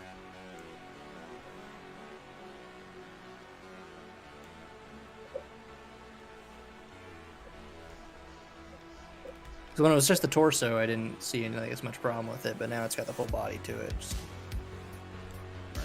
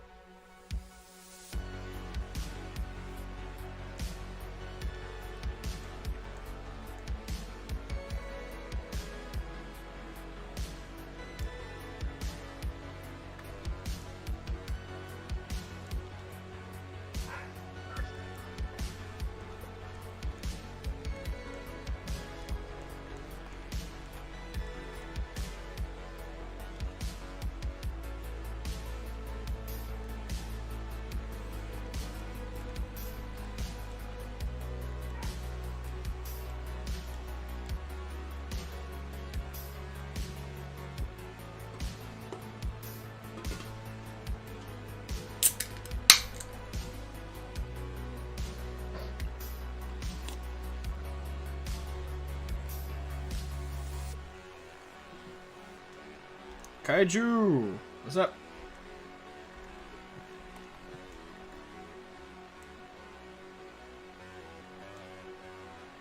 How the hell?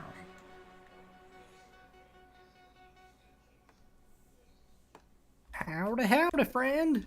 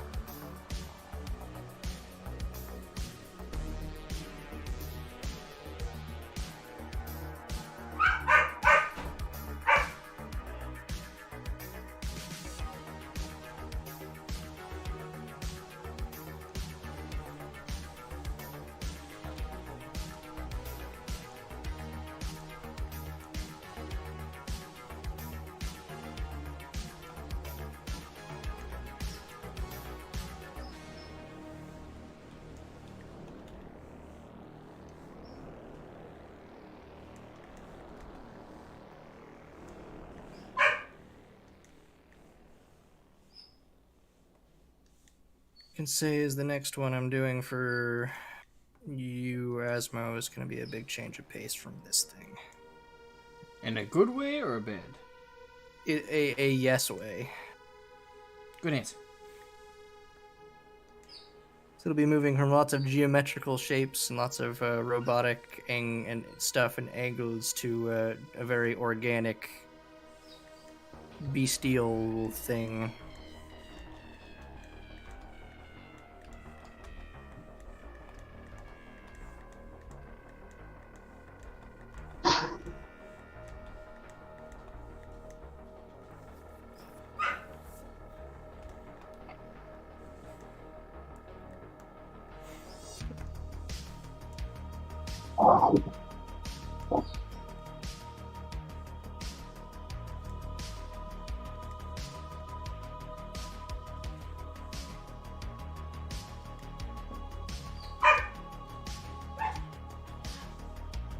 Sorry if everyone can hear my dog, she's being loud.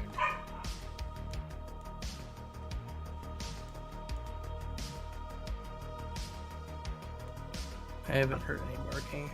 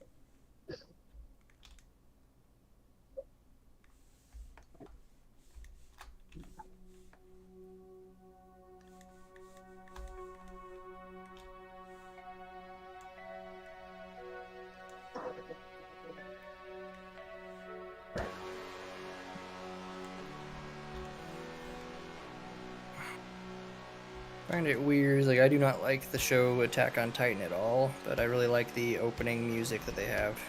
They're all great.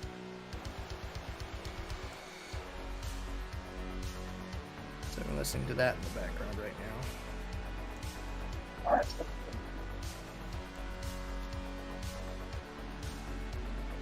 To the theme song specifically, or? Not the theme song, but you know, like the anime opener. Yeah. Yeah, I like that. I like that one. I'm not a fan. I don't like Attack on Titan as a show at all, but I like the opener. It's good music. I tried to like the show. I never hooked me. Got too convoluted. I forced myself through the first season. I got to the point where, spoilers for Attack on Titan people, I guess, or people who are interested in the show but haven't caught up with everybody else. I caught up to the point where it was revealed who the Armored and Giga Titan were, and it were just two random guys who were in the background the whole time. I was like, subvert expectations, I guess, like.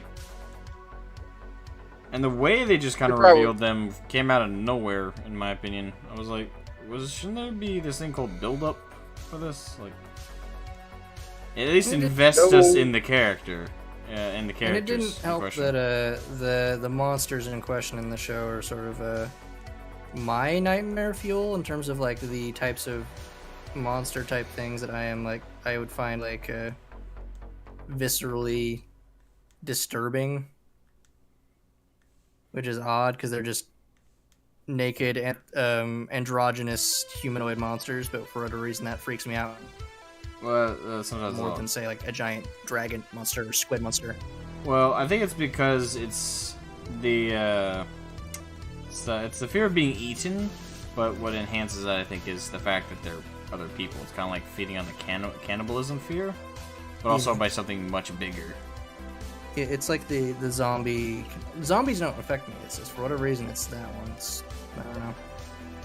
But I forced myself through, and just like the story just wasn't engaging enough to put up with that, I guess. So I went to a YouTube channel that sort of summarized the manga and the storyline. I'm like, yep, I'm glad I didn't bother going all the way into this. I haven't read the manga, so I have no idea where it all ends up. I didn't read it either. I just somebody who was like I think their YouTube channel's gone now, but at the time it's like they're basically putting out sort of a. If they covered anime, that doesn't surprise me. Yeah, they weren't like literally just reading the manga. They were just sort of summarizing it and had some of the images. That's all it takes. Japan do not play around. They do not play around. But yeah, I got a good chunk of it. I'm like, yeah, this is convoluted and nonsensical.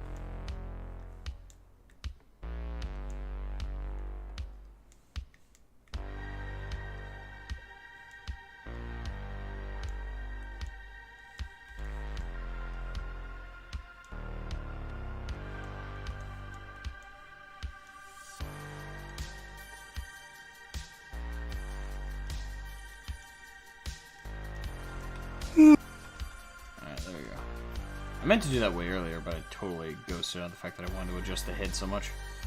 How's that look? In terms of like the posing and Yeah, the neck looks kind of weird to me. I'm not sure how to fix it.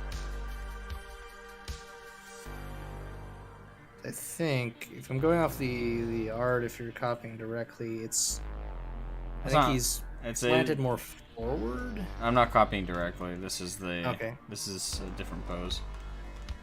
I'm copying the details of the creature directly, but the pose is slightly different. It's cocked to the side. I don't know if I like that, but Well, it's supposed to be cocked to the side.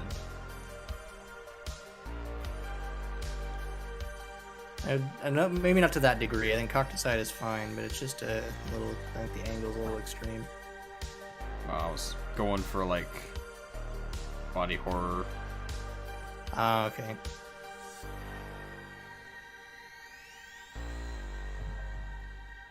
Like a monstrously cocked head, like to the point where you were like, it broke its neck.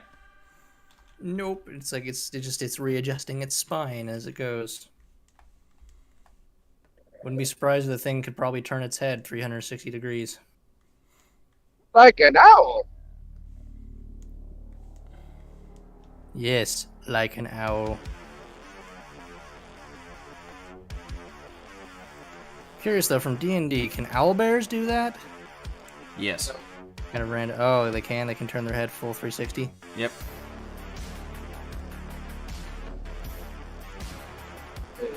I'll take things that make me go 500, Alex. Is it weird that I want an owlbear as a pet? Yes. No? No. I think it'd be cool. I want one. I want to ride on one. Just ride through town.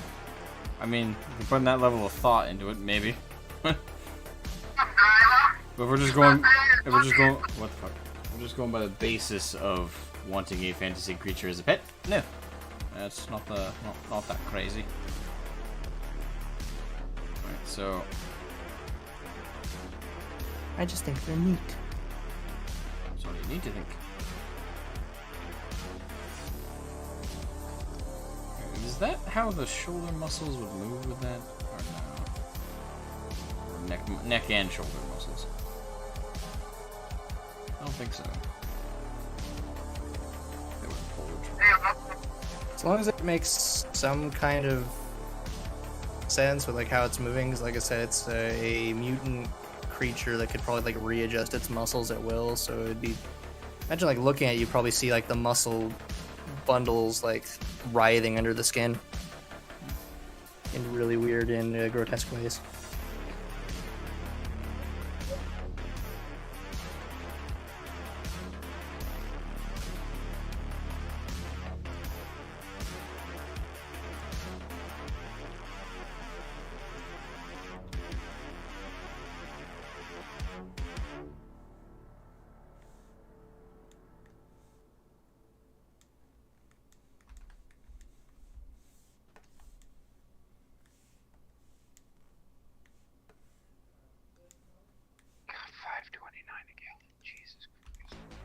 Hmm? Diesel, $5.29 a gallon. Yeah, it doesn't surprise me.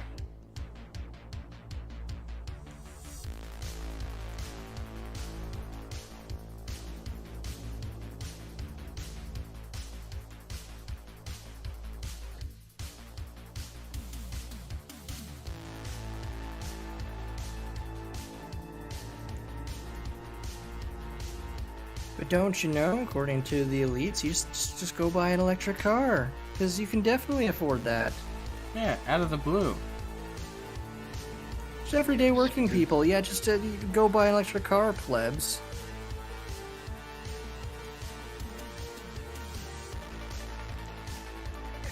That's how that works. Wasn't it some Hollywood douchebag who was the first to say that? I wouldn't be surprised, but I'm trying to think names. It was George specifically. Takei. He was Was it? one of them. Yep, it was George Takei. There was a couple of them that said it. He said some weird shit over the years. Well, he's a Hollywood elite and flamboyantly And gay he's old. activist. I don't think that has anything to do with it. I think a bigger part of it is he's older. Because one of two things happens when you get to his age. You either get more chill or you get more crazy. I think it's pretty evident he went more crazy. I think it's just been in that bubble culture of Hollywood for too long, Yeah. where they're just blind to regular people. BRB.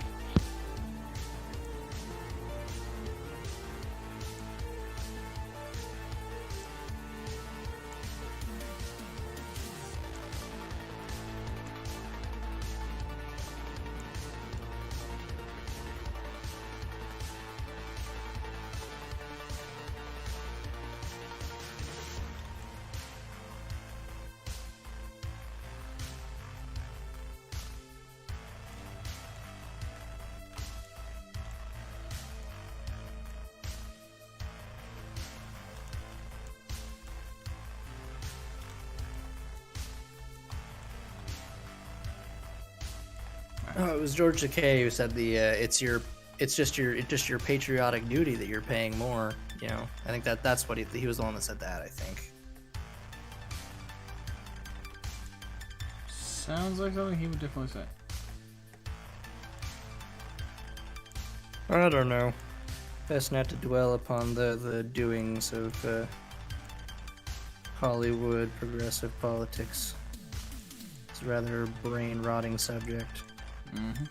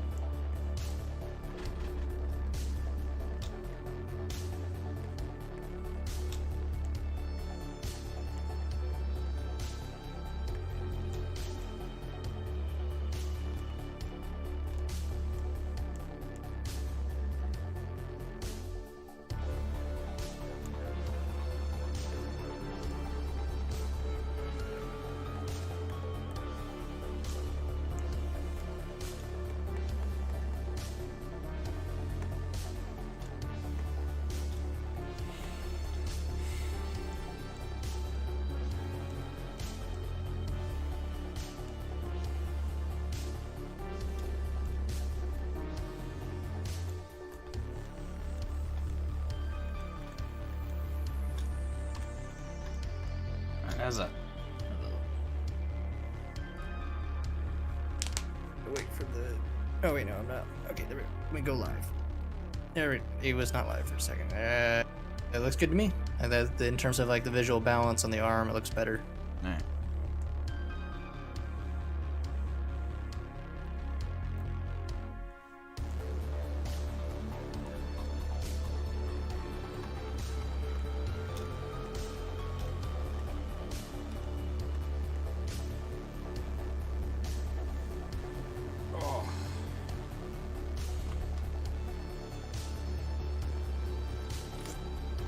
You got her spine acting up. Yeah. It gives me trouble when I do the leaning over I gotta do when I'm working on the tablet. It doesn't like it. Got mine propped up at an angle and my seat's pretty low. Actually, a lot of time I actually spend is actually leaning back because I have a footrest underneath my desk. I basically just stole a unused couch ottoman and just shoved it under there. And then just pull myself nice and close.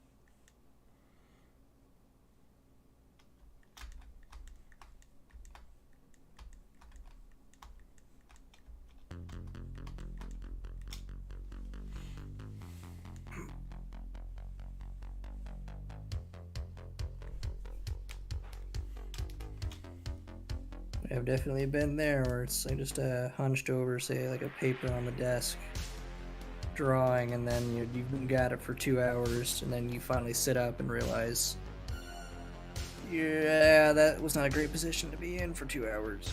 Yep.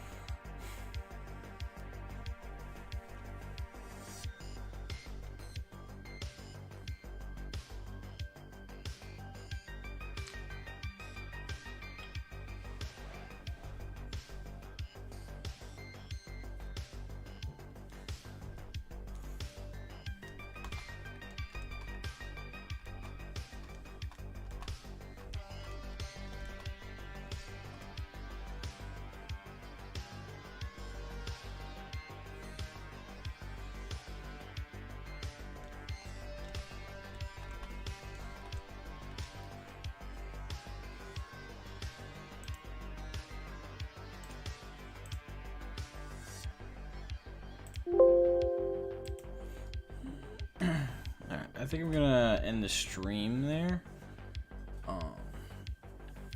I need to get some dinner. I'm gonna. Food is important. Yeah. And take a break.